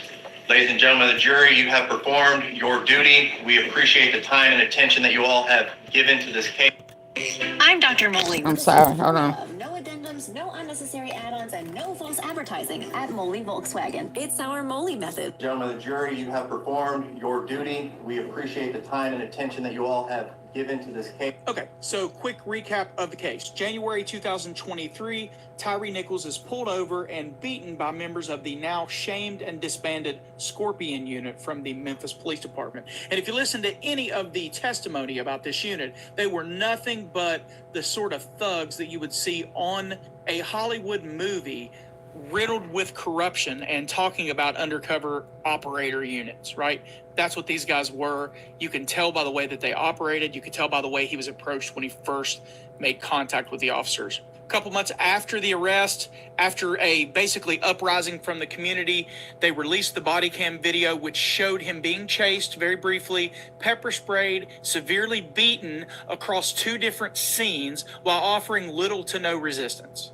They ended up taking him into custody, but that custody was quickly transferred to the hospital where he died 3 days later. His cause of death was revealed as blunt force trauma to the head. So these guys were ultimately criminally charged both federally and on the state level. They have been convicted, all 5 Memphis Police Department. And if you listen, Being not guilty counts nothing 7. is pulled over and beaten by members of the now shamed and We, the jury, find the defendant. Y'all please hit the like button. Not guilty. All verdict forms have been signed by the court person. Attorneys, you can have a seat with your clients. Ladies and gentlemen of the jury, you have performed your duty. We appreciate the time and attention that you all have given to this case. Okay, so quick recap of the cannot case. fix January that. 2023, Tyrie Nichols is pulled over and beaten by members of the now shamed and disbanded Scorpion unit from the Memphis Police Department. And if you listen to any of the testimony about this unit, they were nothing but the sort of thugs that you would see on a Hollywood movie riddled with corruption and talking about undercover operator units, right? That's what these guys were. You can tell by the way that they operated. You can tell by the way he was approached when he first made contact with the officers. A couple months after the arrest, after a basically uprising from the community, they released the body cam video, which showed him being chased very briefly, pepper sprayed, severely beaten across 2 different scenes while offering little to no resistance. They ended up taking him into custody, but that custody was quickly transferred to the hospital where he died 3 days later. His cause of death was revealed as blunt force trauma to the head. So these guys were ultimately criminally charged both federally and on the state level. They have been convicted, all 5 of them, on some level in federal court for various renditions of deprivation of rights under color of law. And they are all awaiting sentencing, and they will probably all go to federal prison for some period of time, but not forever, and not probably what they would have gotten had they been convicted on state level murder charges. They were ultimately charged with second-degree murder, aggravated assault, aggravated kidnapping, official misconduct, oppression. So today we get the jury verdict, not guilty on all charges. Now, 2 of the officers, Desmond Mills and Emmett Martin III, had already accepted plea agreements and turned state's evidence so that they could give sort of the behind the scenes information about how the unit operated and how we ended up here. And then they also testified to their efforts to cover it up, evidence tampering, all this stuff. That So right, yeah, these two that too. Why was that not brought up? Did I miss that? Did they bring that up during the trial? Evidence tampering, witness tampering. Did them white folk hear that?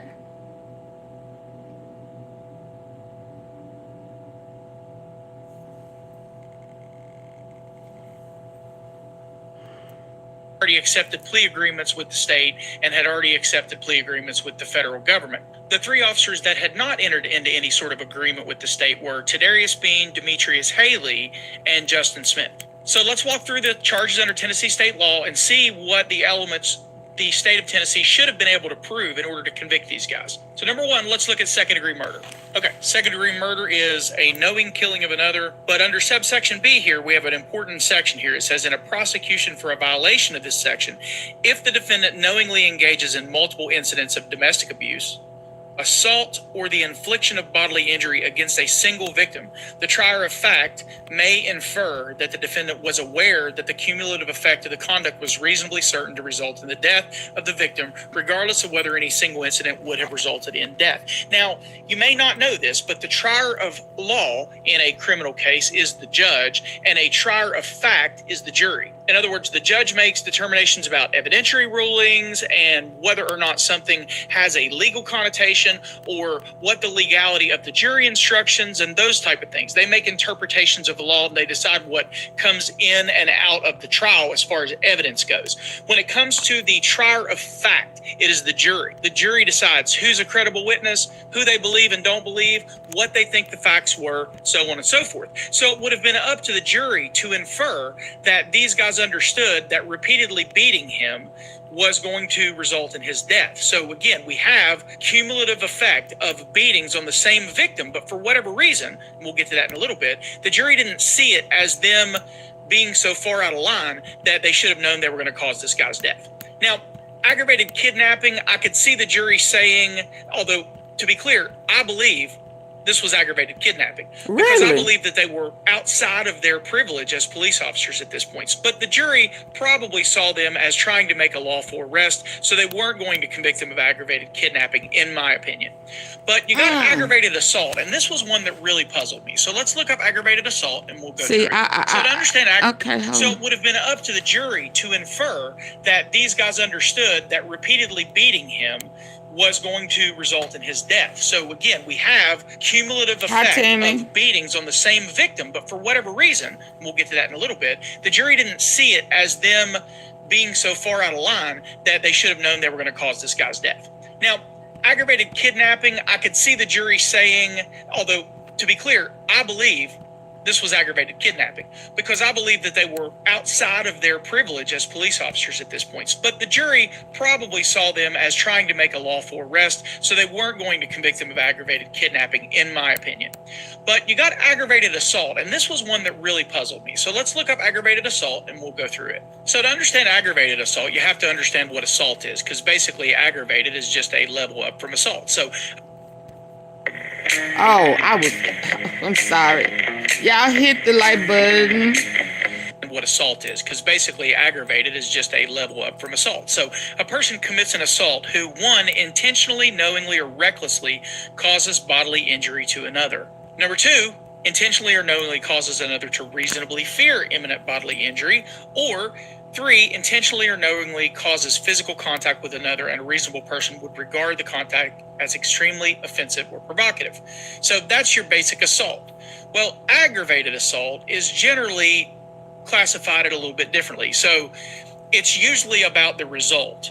So you commit a regular assault, and the result is that there's serious bodily injury or death, or your assault involves the use or display of a deadly weapon, or your assault involved strangulation. Or then under subsection B, you can recklessly commit the first assault and then have the same sort of results. Serious bodily injury, results in death, or involve the use of a deadly weapon. And so recklessly, in general parlance in criminal law, is where you disregard a substantial and known risk. Like, you should have known this was going to happen, and you said, to hell with it anyway, right? That's what recklessness and sort of general understanding is. So they found him not guilty of aggravated assault too, which I just don't get. It basically comes down to what I think is jury nullification, but we'll get that in a little bit. All right, so the next thing is official misconduct. We'll pull that up. So a public servant commits an offense who, with intent to obtain a benefit or to harm another, intentionally or knowingly, commits an act relating to the public servant's office, that would be a police officer, that constitutes an unauthorized exercise of official power. Well, the federal conviction should have been enough to convict them of this, because they've already been found guilty in the federal courtroom, and everybody knows it at this point. So how they missed this, I have no idea. Even if you thought that it wasn't intentional, even if you couldn't find recklessness, how you could just let these guys off with nothing when you have something as easy as official misconduct. It's very obvious this was not a lawful situation, but not guilty.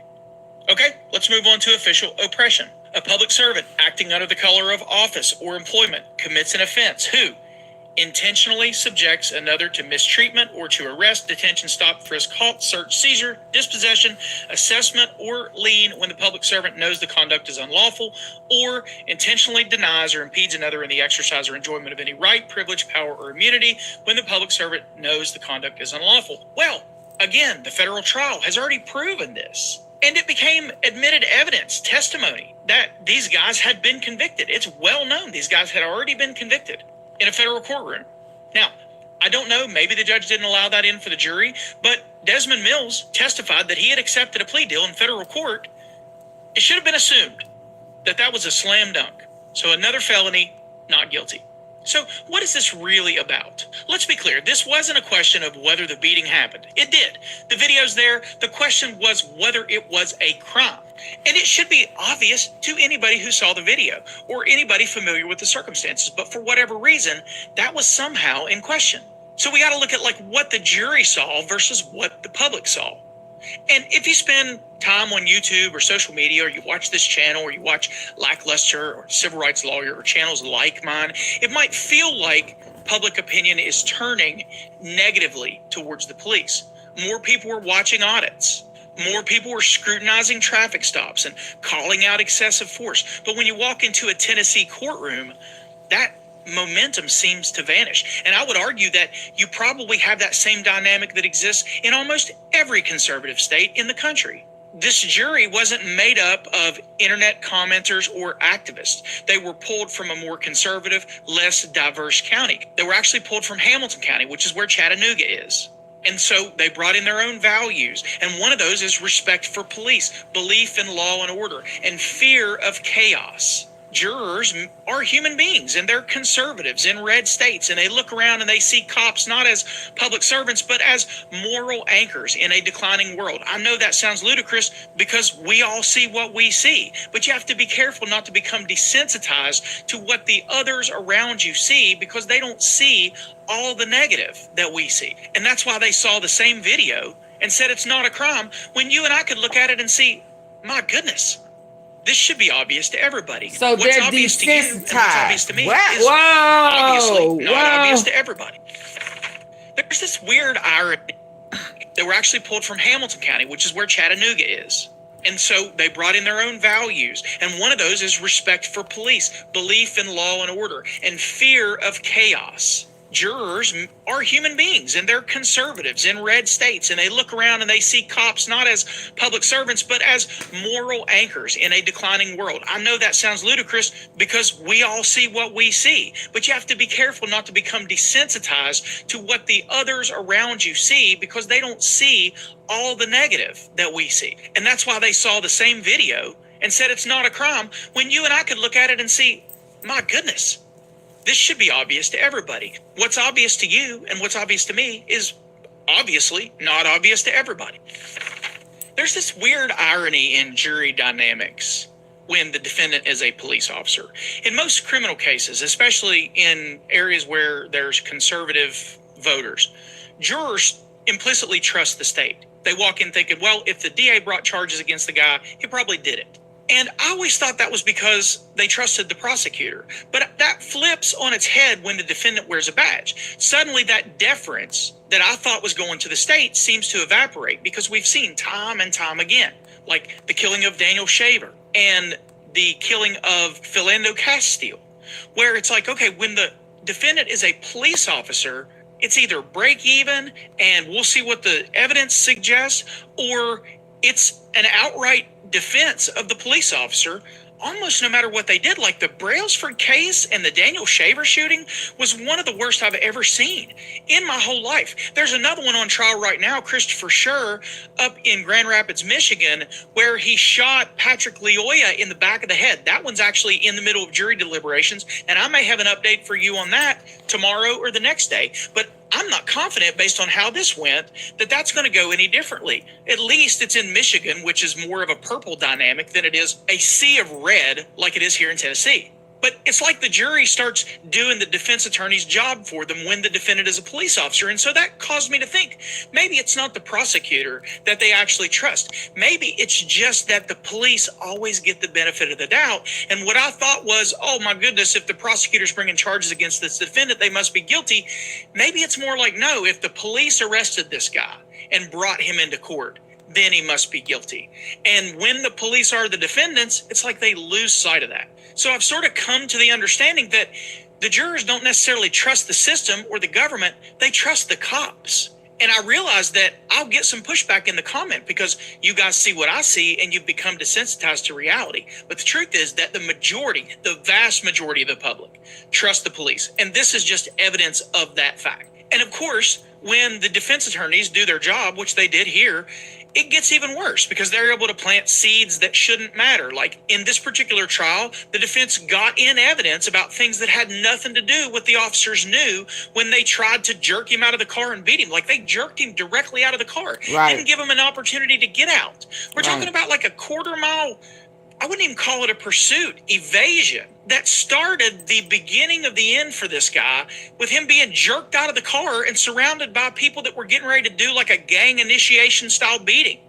But the defense was effective in getting in certain things, like the fact that Tyrie Nichols had some intoxication level, like the fact that Tyrie Nichols' vehicle had multiple stolen IDs. They were able to sort of paint this guy as a drug addict and a bad guy who was stealing people's identities.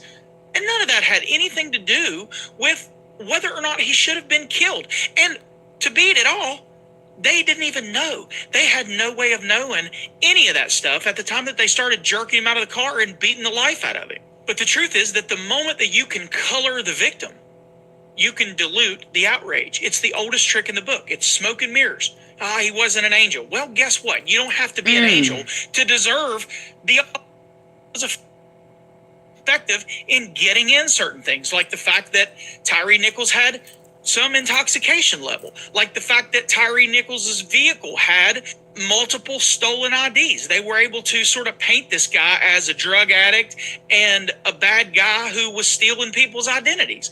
And none of that had anything to do with whether or not he should have been killed. And to beat it all, they didn't even know. They had no way of knowing any of that stuff at the time that they started jerking him out of the car and beating the life out of him. But the truth is that the moment that you can color the victim, you can dilute the outrage. It's the oldest trick in the book. It's smoke and mirrors.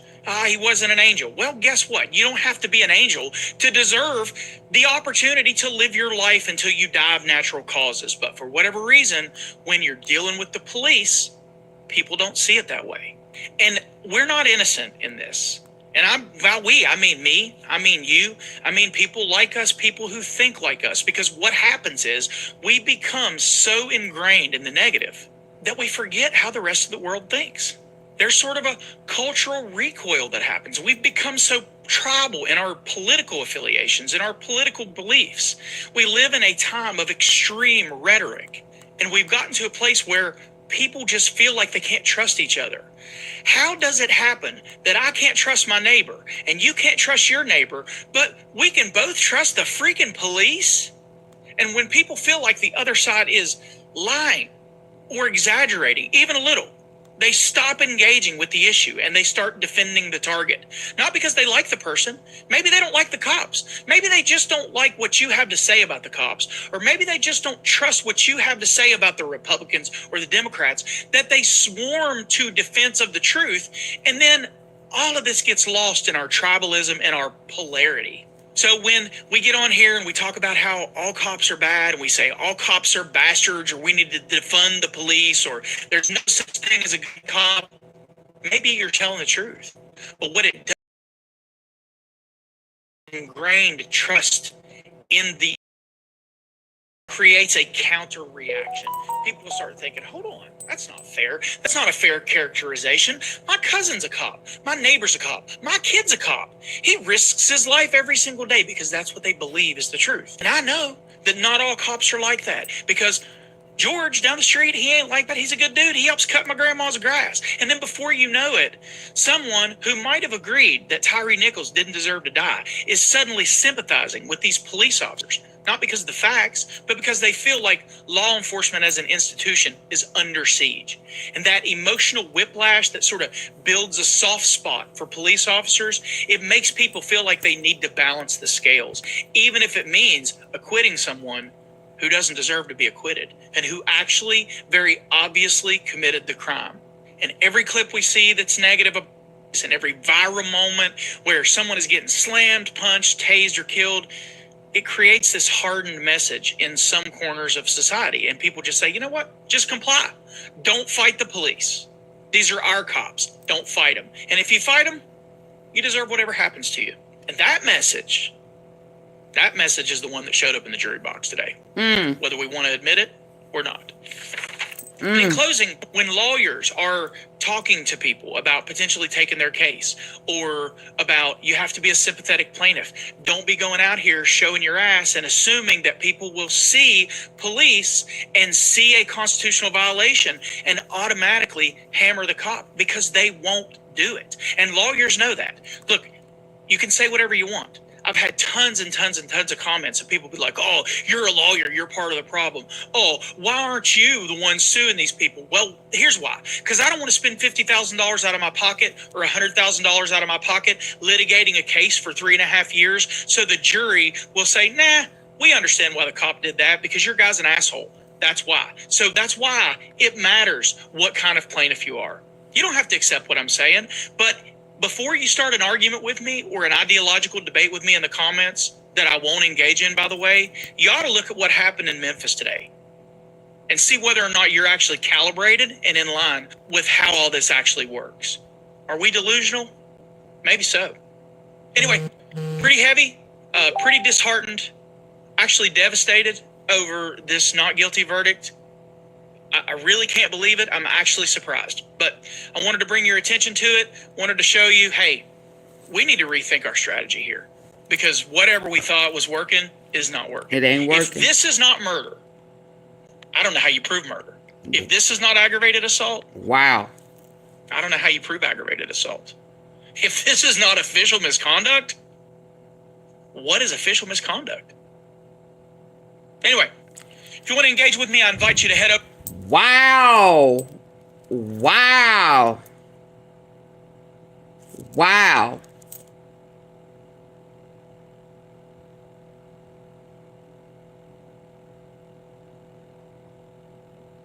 Yeah, I'm standing here looking at y'all. Hold on. Let me play something else. Let me get my charger on, cause I'm dang near out of juice. Oh wow. Wow. AunTeaFee, you just gonna keep saying why? I mean, wow. I don't think I was expecting that, but hold on. Let's hear what this one is. Let's see. I'm trying to get into the minds of the people.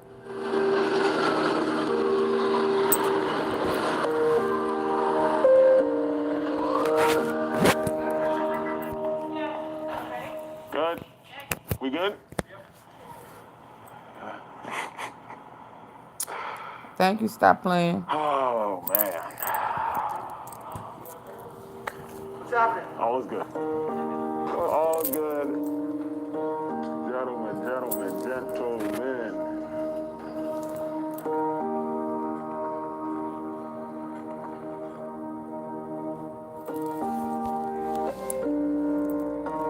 Uncomfortable conversations.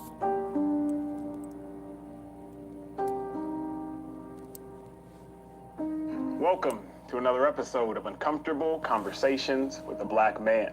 So much of the dissension in our world, so much of the dissension in America is based around the interaction between police officers, white police officers, and black people, whether George Floyd, Breonna Taylor, Jacob Blake. Now this was Jonathan before Price, Tyrie so Nichols. many more. So I, a black man, am eager yet anxious to be joined by the Petaluma Police Department for the first time with a live audience of lieutenants, officers, and administration. Now, out of an abundance of caution, we've all been COVID tested. I just want to hear how they within think. the past 48 hours. I know so many of you were wondering, Emmanuel, why Petaluma? There isn't a notorious black violence with white police officers. And to that, I simply submit, we weren't talking about Kenosha until after Jacob Blake was shot. We weren't talking about Wolf City, Texas until after Jonathan Price lost his life to a man in uniform. I fervently believe that an ounce of prevention is better than a pound of cure.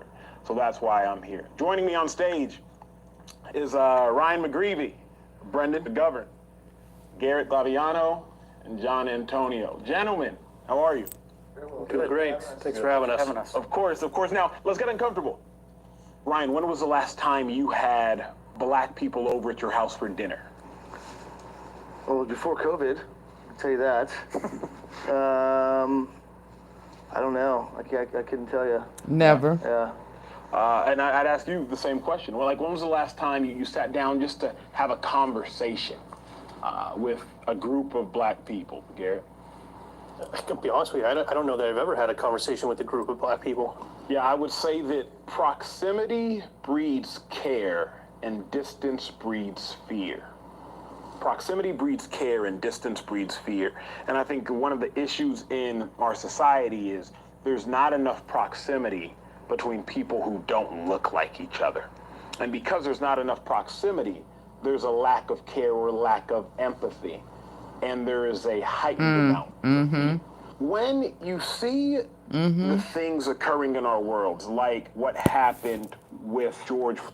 Hence, why the jury didn't see anything wrong with what happened to Tyrie Nichols. Let me go back. Floyd, a black man losing his life to these white police officers. Now When you black first saw ones. that video, what went through your mind? I mean, I felt sick. It's difficult to have to show up and know that we get paid to do this, and then having to see what people see on TV, and they don't necessarily see the person, they just see the uniform, and they associate that with us. So every time I see something like that, I know that I'm about to get bombarded by phone calls and text messages about why did this happen, what's going on. Ryan, let me go to you. Is there enough accountability in the police force when mistakes happen? Are they held responsible? No. That's tough to answer on a national standpoint. I mean, if you look at George Floyd incident, that officer was terminated, arrested, charged like immediately, which I think is appropriate, right? So in that regard, obviously it's a tragic incident, and you hope that that doesn't happen. I would say that just generally speaking, yeah, there probably is some issues with officer accountability throughout the country. What does justice look like to you in these situations? I think justice looks like decisive and equal punishment. Equal. The issue at hand, I feel like, is that the punishment doesn't necessarily match the crime. If you are caught in a doctor's office and there's malpractice and someone dies, they'll be disbarred. It's not like, well, I need to know this, I need to know that. It doesn't fit. Whereas instantly, especially right now, when we see so many things going on with excessive force over black people, we're instantly like, well, look at his criminal history. Well, he didn't graduate from college. Well, he lied back in 7th grade. It instantly goes to character defamation. Let's see if we can protect the people in the badge. So justice for me, We saw that happen too. Punishment that fits the crime, because there's always that phrase. Who's Oh yeah, we did we not just see that? Let's see if we can protect the people in the badge. So justice for me just looks like a punishment that fits the crime, because there's always that phrase, who's going to police the police? And right now the answer has been no one. No one. Brendan, when you see a life or death situation occurred, a death situation occurred on the job, how hard is that to recover from? Whether it's just your knowledge of someone who may have been involved, or if you've personally been involved, how hard is that to recover from emotionally, psychologically? It is incredibly difficult to recover from. Even from that standpoint, I've been doing this for 13 years. I've been in situations, not obviously identical to that, but similar. That's never, ever going to leave their mind. It's going to change the outcome of everything they do from this point on. I mean, there are situations where we'll arrest people and they'll die later, and you still, it's your attachment. You brought them to this point, and from my own personal incidents, it's changed me for the duration of my life. I don't ever see it going back. John, you retired from the police force. Do you think that you can ever become desensitized to death wearing a badge? I've thought about this, and I think you can. You feel like you're in control. I feel like any and everybody that was on that jury has to be desensitized to a black man.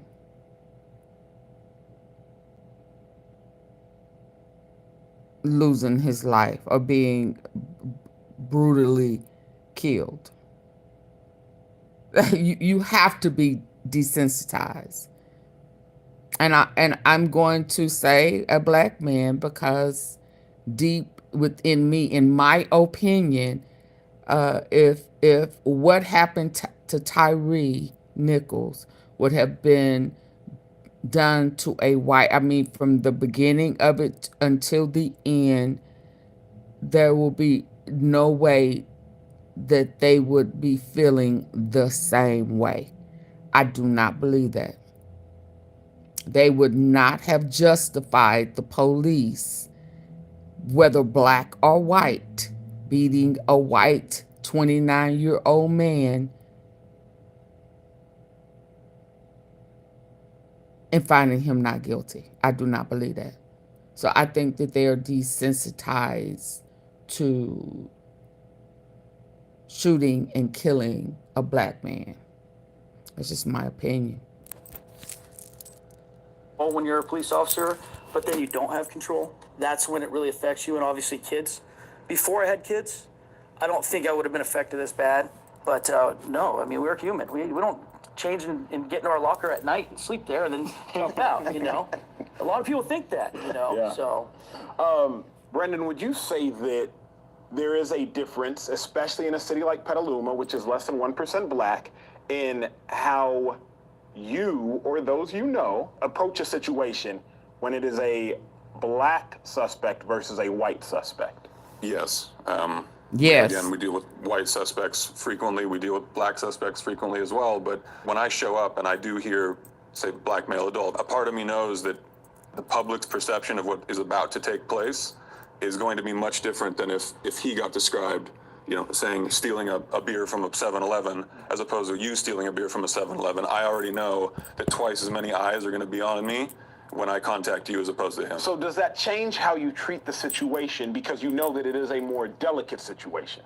Yes. I have, you know, the rules that I go by, my morals, my ethics. It's not going to change the way that I necessarily talk to you or order you around. I might choose my words differently. I might choose the way that I handle myself or approach you differently because I don't want to seem like the, you know, the giant white officer trying to, you know, force myself upon the black male suspect that the public wants to see, because we film ourselves, obviously, but I know that someone's going to be filming the interaction, so I'm going to be choosing the way I react differently. Brandon, let me ask you, how do you deal with the pressure of knowing you have to be perfect? They want us to be perfect. I don't necessarily see that we can show up and be perfect. We get that domestic violence call, we know that there's a man and a woman, and then we show up and, you know, the woman's not wearing clothes and the man is, you know, holding a baseball bat. We have to make too many decisions for me to be able to say that everything we do will be the perfect way that we do it. John, you coach high school football now. Yes. But now that you don't have to don the uniform on a daily basis, do you feel a weight lifted off your life? 100%. When I finally was done, I was so like relieved. I actually started sleeping again, started going to the gym again. I mean, I'm so glad to be out of it, and I feel bad because I feel like I should still be there with your teammates, you know, and it's like going down, getting injured in a game, and not being able to help your teammates. But I'm happy about being out of it. Yeah. Nick, if I may ask you from the audience, you are a traffic officer.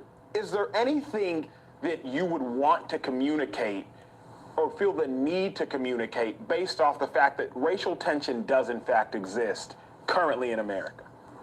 We do things systematically. We do things the same way every time because it's repeatable and we could testify to it. So to answer your question, no, we don't approach that differently, or at least the people that I supervise do not approach that differently, but maybe we should. I've dealt with situations, I'm sure others in the room can speak to this as well, as we show up on scene with a person of color and we're immediately hit with, you're only stopping me because I'm X, right? And it becomes a barrier to communication because we may be there for, you know, a legitimate purpose. How do we disarm that? How do we get around that? That's a really good question. When you step onto the scene as a black man, obviously I'm just going to be upset that I'm being stopped in the first place. But I think it's just a matter of maintaining the composure, maintaining the calm, and continuing to assert exactly why it is that you are there. If we could do a better job of disarming, then we wouldn't have to worry about discharging. This time, And I think that's where we lack. There's a communication barrier. And I always say this, that's why I'm so eager to talk to y'all from Petaluma. If you don't grow up around something, then you're not really going to know how to communicate with that thing. And it's not the same. Communicating with a white cultured person versus a black cultured person is different. I would submit that 90% of black people in the last 5 months have gone through a tragic experience. We all have in witnessing the murder of George Floyd. But it is different for black people because they can literally see themselves as that person. Right. You can't fix a problem you don't know exists. I'm letting you know it exists. So now let's just all work to fix it. I have a question.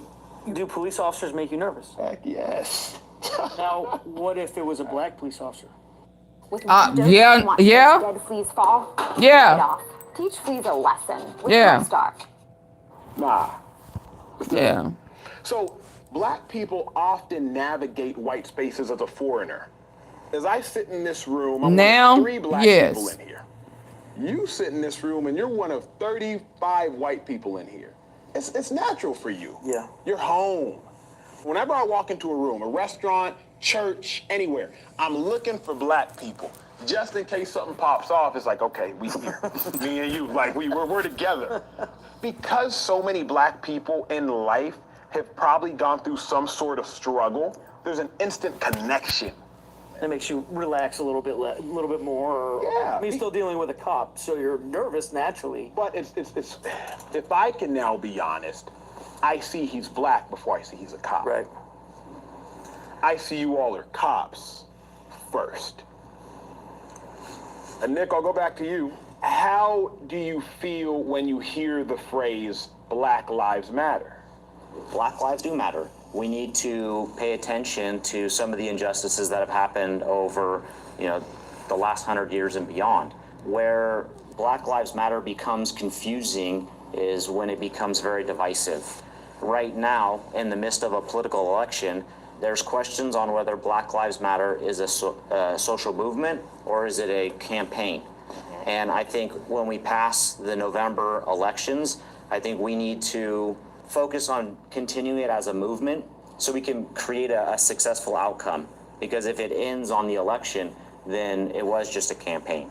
You have something, I know. Yeah, I mean, so the blue Lives Matter flag, right? The blue line, either on a flag or it's black, blue, black, has taken on kind of a life of its own. Politically, currently, it's obviously flying on one side of the political boundary as opposed to the other. So when you see that, what do you see?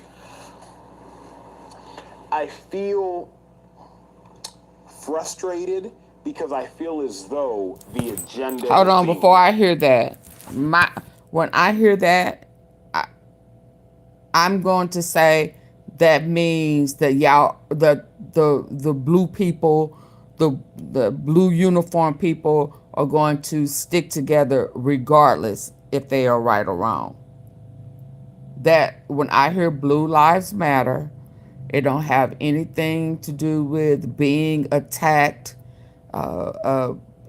being,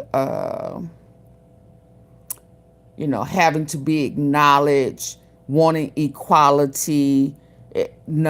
The Blue Lives Matter to me is a mockery. It kind of reminds me of the stunt.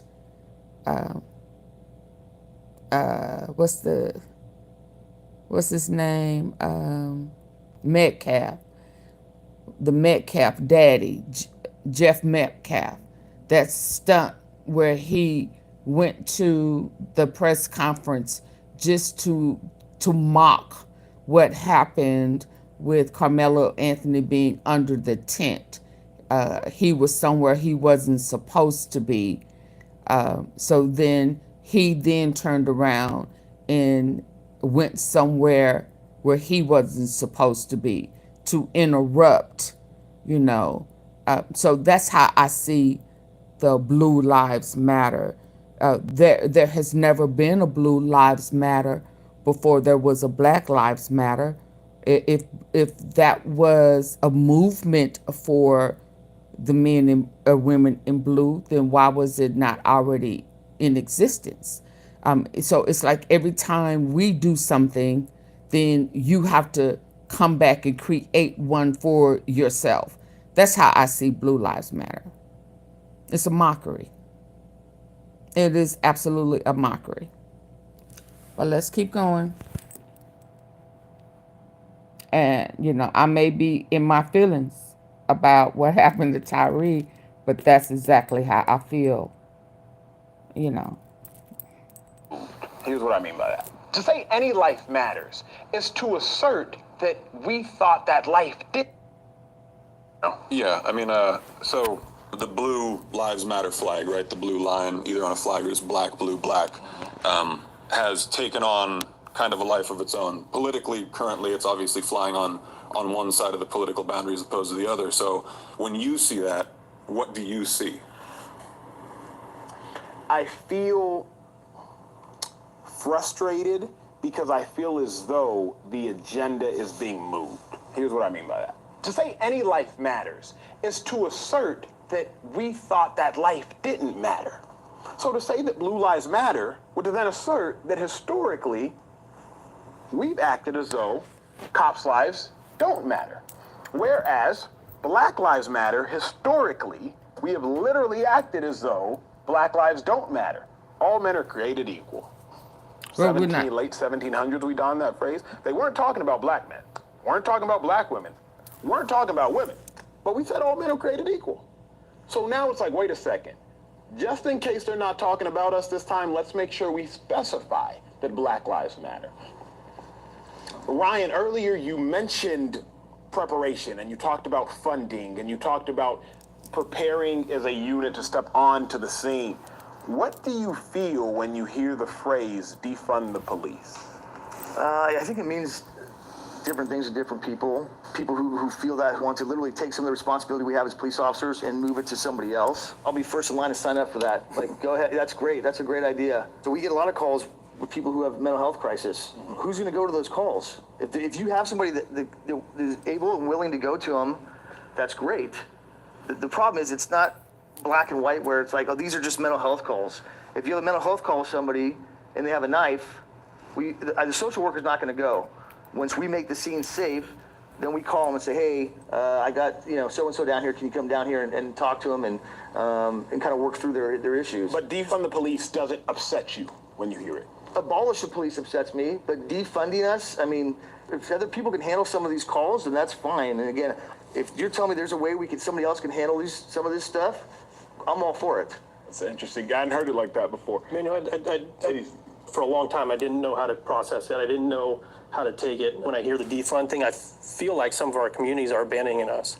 Prior to May 2020 and George Floyd, we were in the midst of a pandemic. We were doing the best we can for our community. People were showing up to the station, bringing us treats. We were heroes. After that, they want to defund us. It hurts.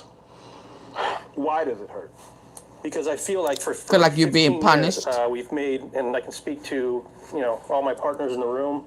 We've made a lot of sacrifices to be a part of the community, to try to help people, and it felt like people were turning their backs on us. We're not perfect, but I don't think we're at a point where we can just abandon what we've built. We want to be a part of the solution. We understand that the relationships are important, and inherently it's about trust. Yeah, I need for y'all to please hit the like button. It's 160 some people in here. I need the likes up. I'm going places that we normally do not go for educational purposes, for understanding, trying to get some healing, trying to really, look at this thing differently, because we got a problem. There's a problem, and it's brewing.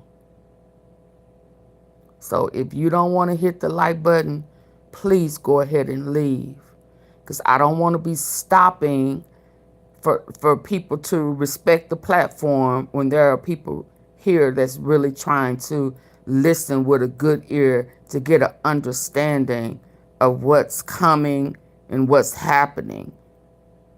How somebody that is white can see what they saw and not have empathy and just look past the law.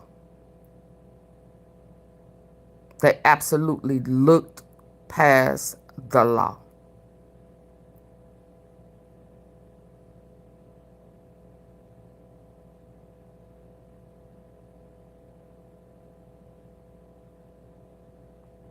And that's a problem.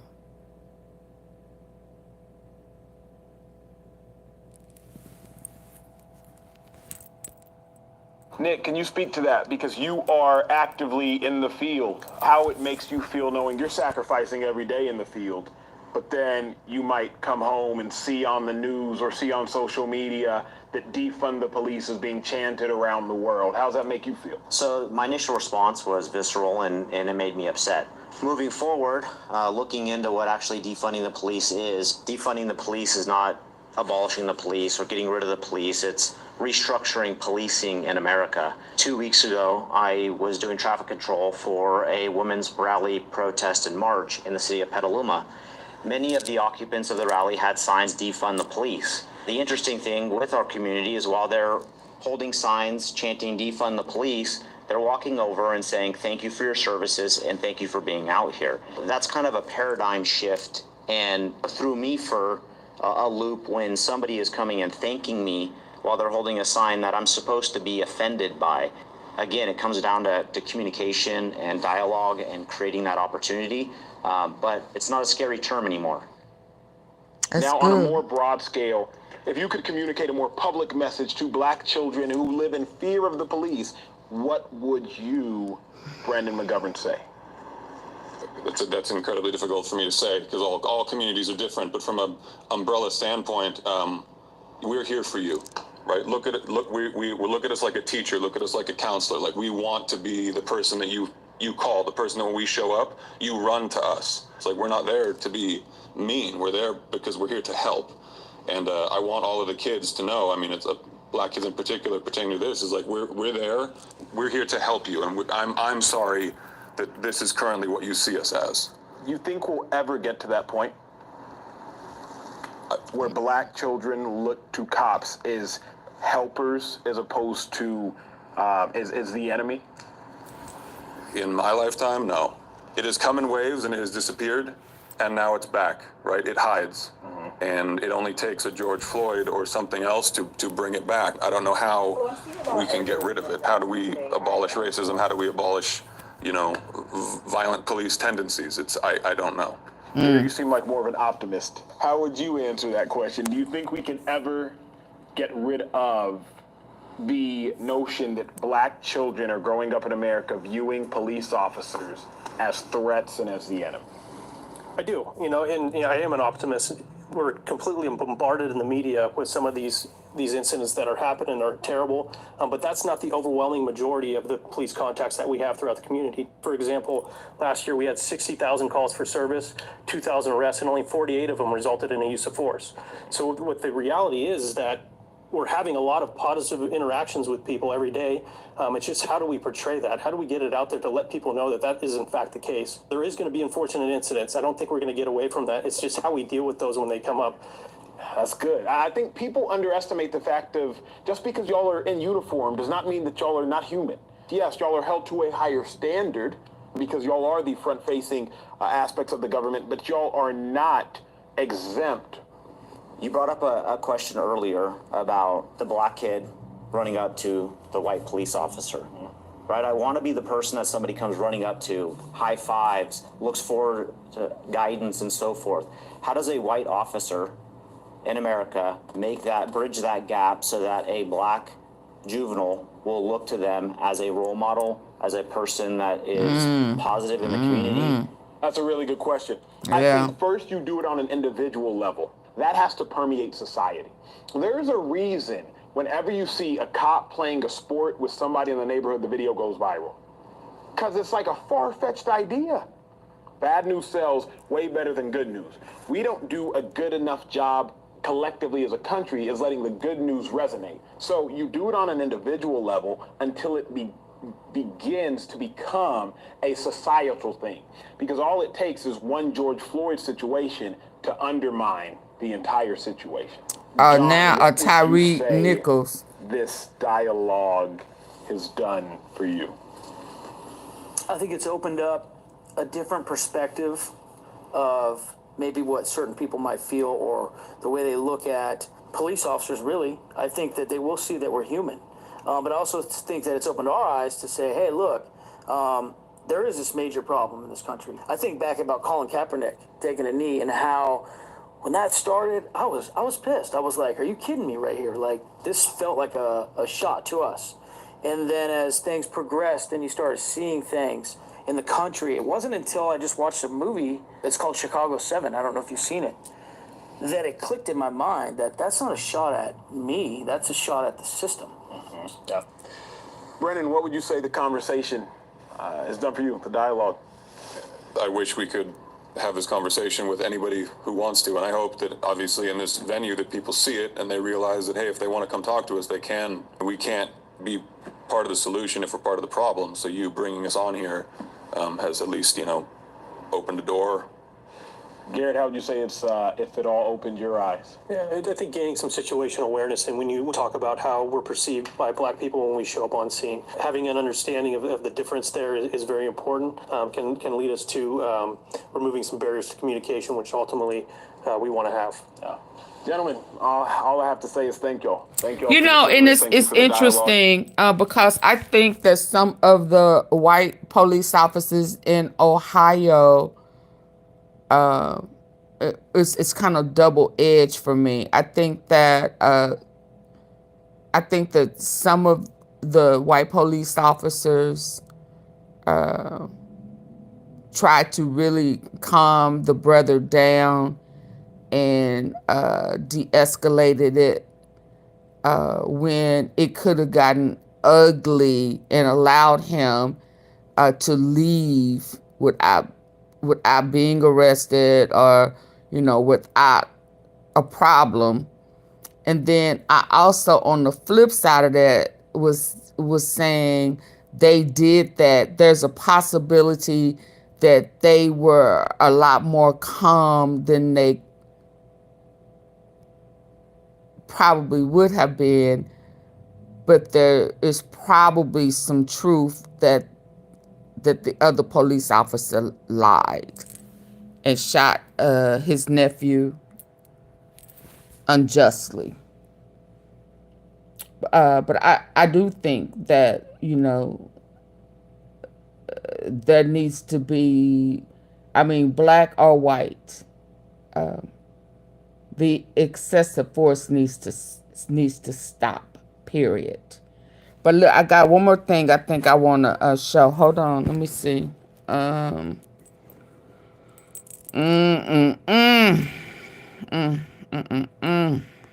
on, let me see.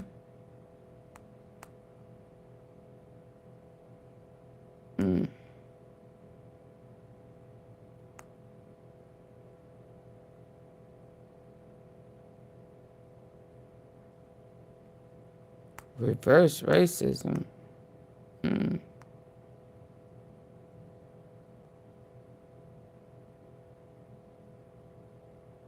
Hold on, y'all. I'm seeing stuff I hadn't seen. Bear with me. Hold on. Let's see what is this. What I was.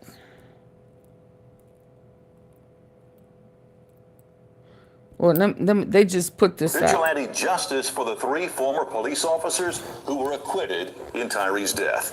Good evening and thank you for joining us. I'm Greg Hurst. On top of that, many in Memphis are continuing to react to the not guilty verdicts in the death of Tyrie Nichols. And tonight, the most shocking reaction of all, wanted posters, disturbing calls for vigilante justice for the 3 former police officers who were acquitted in Tyrie's death. Good evening and thank you for joining us. I'm Greg Hurst. Hi, I'm Stephanie Skurlock. The posters are located on light poles in Cooper Young. WREG's Raven Copeland has reaction to the verdicts and the message for the city during this time. We have gotten so much injustice from this city. Say that. That is ridiculous. Say that. My son was murdered. That's right. By 5 Memphis police officers. Murder. He was murdered. Murder. And 3 of them got off. There are people in the Memphis community who share some of the same emotions that Tyrie Nichols' family is carrying. Some are more vocal than others. Wanted posters in Cooper Young say the 3 former officers are wanted dead or unalive for Nichols' deadly police beating. I don't condone those posters at all. I haven't seen them. Okay, I haven't seen those posters. I don't condone the posting of those posters. What I do understand is a deep hurt and agony and pain for people in this city right now. Representative Justin Pearson says he encourages the community to express their emotions, but he advises them to do it in a non-violent way. However, he also voiced his disappointment over Wednesday's verdict. And for someone to see those videos of Tyrie Nichols being beaten to death by these officers and to come back with not guilty, like that does something. It does The verdict in something. Nichols's deadly It police does beating has something. also resulted in distrust of the Memphis Police It Department. does something. However, to That's do it in a non-violent that's way. However, it's an he also understatement. voiced his disappointment over Wednesday's verdict. And for someone to see those videos of Tyrie Nichols being beaten to death by these officers and to come back with not guilty, like that does something.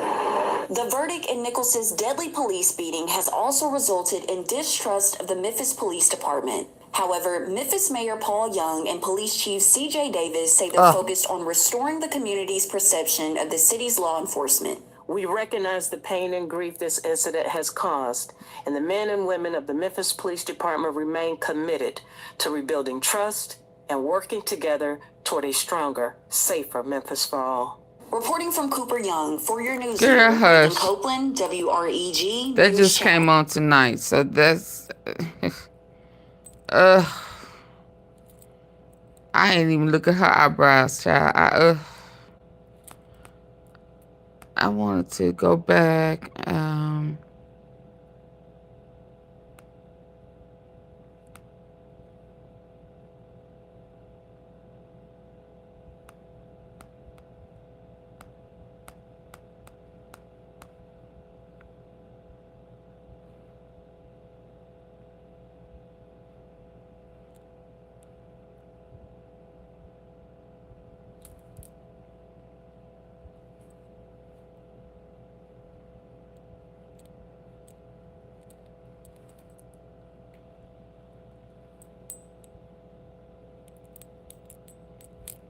Where is it?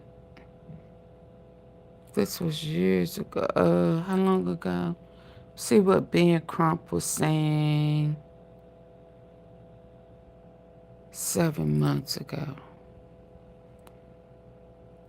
Where is it at? Hold on.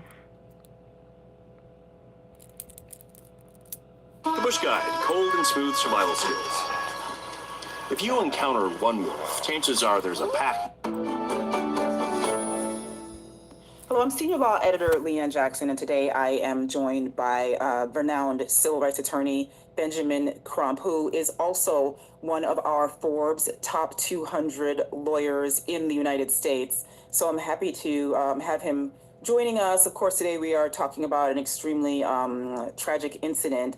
Last night, a verdict came down against 3 officers who were charged in the case of Tyrie Nichols in Memphis in his beating death after a traffic stop. They were convicted on certain counts. It was a mixed verdict, and I want to bring in Attorney Crump to talk a little bit about whether this was considered a win. They were not convicted on some of the more serious civil rights charges. This is a the lot of federal. times, people take I what they don't can get when think it a comes safe to police community brutality. makes officers Thank you for joining me. less Mr. Crump, aggressive first of all. and a violent Thank you for having me, community make Leanne, them and more thank you for aggressive. covering this important matter. I do, Pressure. Especially on behalf of Tyrie Nichols' family. I This has do. been I do. I think when it's a safer community, you're saying safe. I'm going to say not necessarily safer. I'm gonna say a more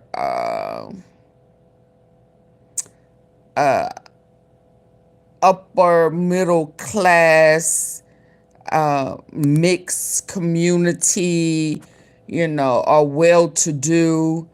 I think they're very much so less aggressive than in a violent community, because I think that if an officer patrols a tough, violent community, they have to put that a persona on. They can't come in sweet and nice and caring and loving where everything is violent. I mean, that just would not be wise. And so I do think that if it is a more pleasant, more safe, more well-to-do, then they don't feel the need to be aggressive or, harsh. Yeah, I absolutely do think it matters. And I think it's shown, and I've experienced it. I've absolutely experienced it. So yeah, I do think that the more violent the community is, because yeah, you know, because when they get out their car, they don't know what to expect. They don't, you know, if it's the hood, they know that they coming with guns, switches, drunken, all of that. Not to say that they won't get that in a more fluent area, but they're not on guard like that, like they would be in a more aggressive community. That's just my opinion, but I've experienced the difference. Well, it's been 1 year. It hasn't been as long as some of these cases can drag out. So actually, they have gotten what many would consider some form of justice. This happened. This is about the federal. Tyrie Nichols being pulled out of a car. A number of police officers, 5 were there, some EMT workers. And just, if you could just walk us through a little bit of what happened and who was involved, who's been convicted. I know a couple of the police officers also have pled in this situation. Yeah, Tyrie Nichols' mother and father and their family are very grateful that the jury returned guilty verdicts on charges of all 5 of the police officers that were charged in the beating death, the brutal beating death of Tyrie Nichols. It is one of the most heartbreaking videos of police brutality ever, because it's so senseless. Tyrie is I think I think that this is one of the worst black on black and I am really trying to think of when I've seen black on black look this bad. I just, you know, maybe somebody can refresh me, but right now, I don't think I've ever seen a black on black crime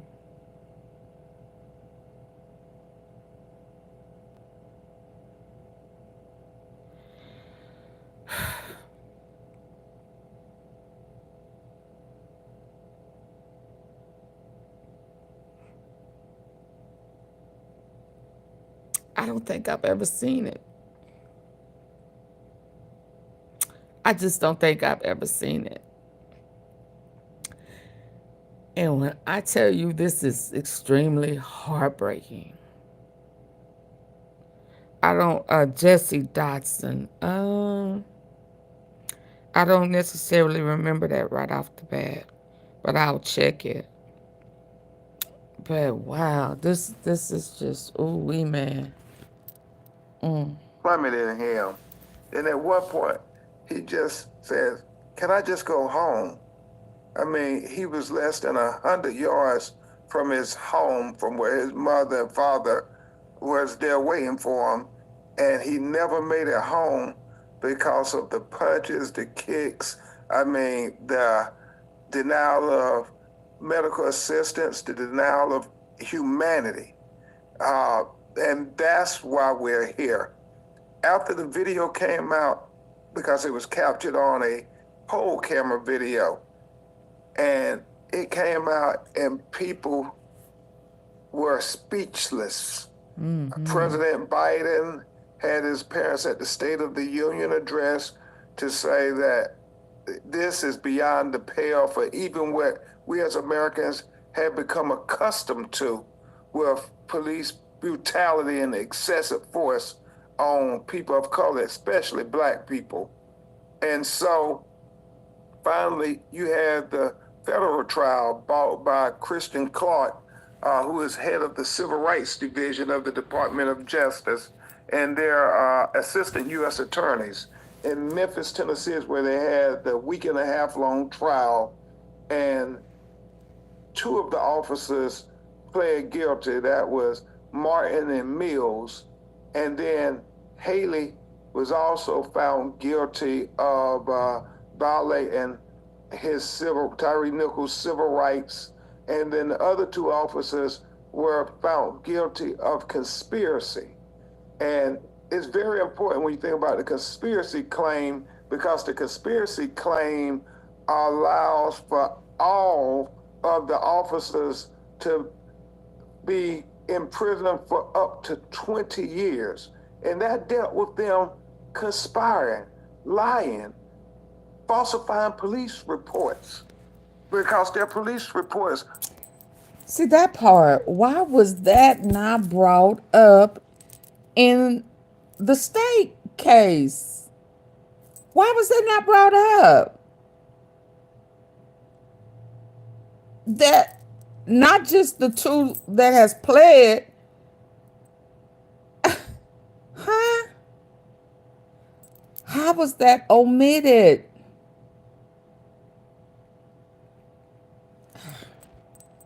Were completely contradicted by the video once it was released. And so you had this Scorpion unit, this special ops unit, then the other 2 officers were found guilty of conspiracy. And it's very important when you think about the conspiracy claim, because the conspiracy claim allows for all of the officers to be in prison for up to 20 years. And that dealt with them conspiring, lying, falsifying police reports, because their police reports were completely contradicted by the video once it was released. And so you had this Scorpion unit, this special ops unit that seemed to be trained on violating the constitutional rights of Black people in a certain part of town in Memphis, Tennessee. And there was compelling, riveting testimony that this policy, these actions that you saw Tyrie Nichols suffer, were condoned all the way to the top. So the verdict, they say a mixed verdict. I think it was, as his parents said, a good verdict. All of them was taken into custody. All of them were convicted of the federal charges. They still have state charges. No, they don't. For second-degree murder. No, they don't. And when you think about what the jury did, they found that Martin, who everybody agreed was the most culpable, he punished him the most. And then you had Mills and Haley, who also was very active in the beatdown per se. And they all have guilty convictions for actions. And then you have the other 2 officers who the jury found were involved. They were holding their legs, his arms, but wasn't punching as much. And they lied on the police report, and all of them failed to intervene. We can hear these individuals say, well, they were just bad apples. Well, the question is, where are the good apples who say something when they see the bad apples violate the constitutional rights of citizens? And that was clearly on display here with Tyrie Nichols, just like it was on display with George Floyd killing. You had officers who saw their fellow officers doing reprehensible things, but yet they didn't intervene. And so I think this jury set a verdict that would send a message to officers that if you sit idly by and are complicit, then you're part of the problem. Well, that code of silence that's in many police departments is almost as big a problem as the bad apples, because of course, then it gives good police officers a bad name, and being able to stand up in cases like these and do something, intervention to intervene, you don't see that enough. And so you're hoping, the family's hoping that this does send a message to others in the police force, Because in this case, it was a traffic stop, which is how many of these police brutality cases often begin. And then, can you describe a little bit about, I guess there was the run tax. Well, first there was excessive force, allegedly from the beginning when they pulled him out of his car for almost running a red light, I believe is what happened, or speeding towards a red light. This is a 29-year-old FedEx worker, you mentioned not far from his mother's house. But, you know, he did end up running as they were brutalizing him on the ground. He got up and ran. Then because of the running, they had to chase him. And then there's a description of sort of like, well, if you flee, that's when we really engage in brutality. Can you describe a little bit? It's like some of the officers involved testified against their colleagues. Is this something that was common with this Scorpion group, but not, maybe something that you see in other, you deal with this all over the country? Is this something you also see in other police departments? Well, it certainly seems to be this notion that if you don't comply with my command, then I can engage whatever excessive force I deem appropriate. We just saw it with Tyreek Hill down in Miami, and that terrible... The football player, the Miami Dolphins, I believe. Football player for the Miami Dolphins, star wide receiver. I mean, snatched out his car a lot like Tyrie, and then they made him put his face down in the hot concrete in handcuffs with hundreds of people looking on for a speeding ticket. And that's what you see here with Tyrie. It was an alleged traffic violation, even though we don't see video of any of the traffic violations, but at worst, it was a traffic violation. It should not end with a death sentence. And what was Tyrie Nichols to do? I mean, he was getting beat down. He was being brutally beaten. And so he was able to break away. He ran. And for that there, you say, oh, we really gonna beat you down now. And you see it escalates when they catch him. And that's what some of the police officers in Memphis said, we have a run tax. This run tax, if you run, we tax you. And we tax you severely.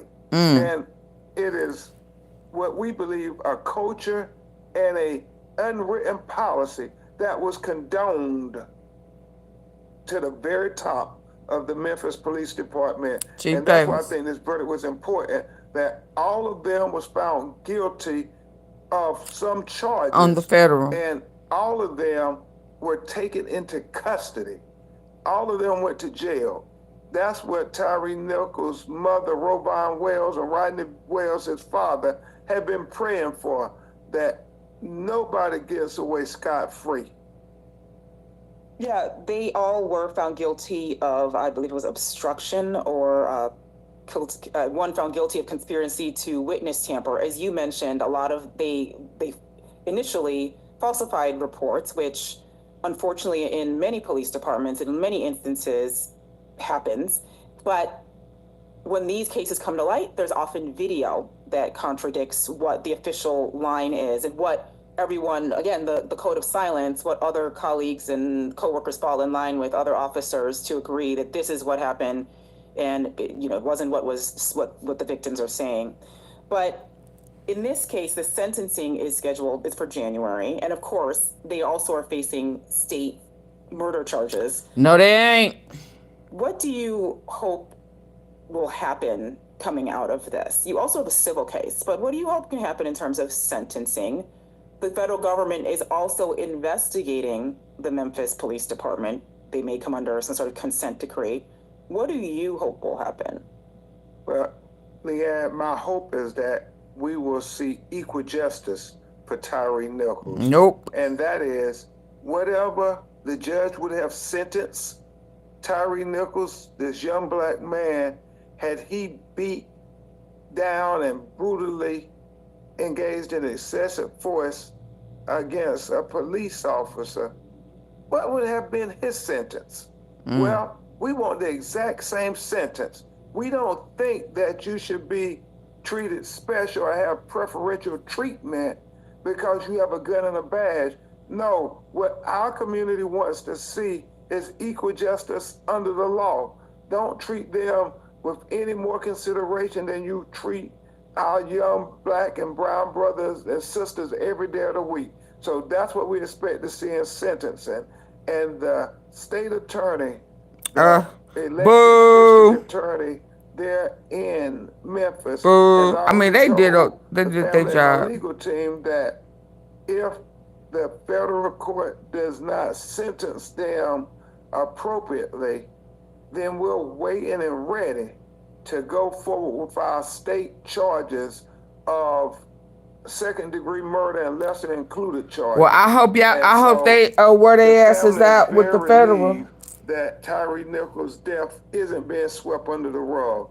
That we're going to continue to fight. They until we dumped can it get in the full Mississippi justice. River. That is convictions in the felony case, convictions in the state case, as well as accountability in the civil action for his son, who is now going to grow up without his father. And you filed a $550 million civil rights case. What's the status of that? Well, we certainly plan on sending a message, because these officers, I mean, it seemed like had Tyrie not died, this would have been business as usual. Right. And we have several other black citizens come forward and say, they did it to me too. And so we are operating under that premise that what we see on that video was not an independent act. It was part of a pattern of violations of constitutional rights of citizens, especially citizens of color. And so right now, the matter had been stayed pending the criminal case, but the judge let us do what we call discovery, and we were working up the case in anticipation that the criminal matter would be completed. Therefore, we could then go forward with our civil matter with no delay. And so he's been allowing us to do discovery and take depositions of everybody except the officers, because they have their rights against self-incrimination. And when you look at this video, it's hard to not see self-incrimination just on the video alone. Right, there's no way of getting around what the video shows, and it is horrific.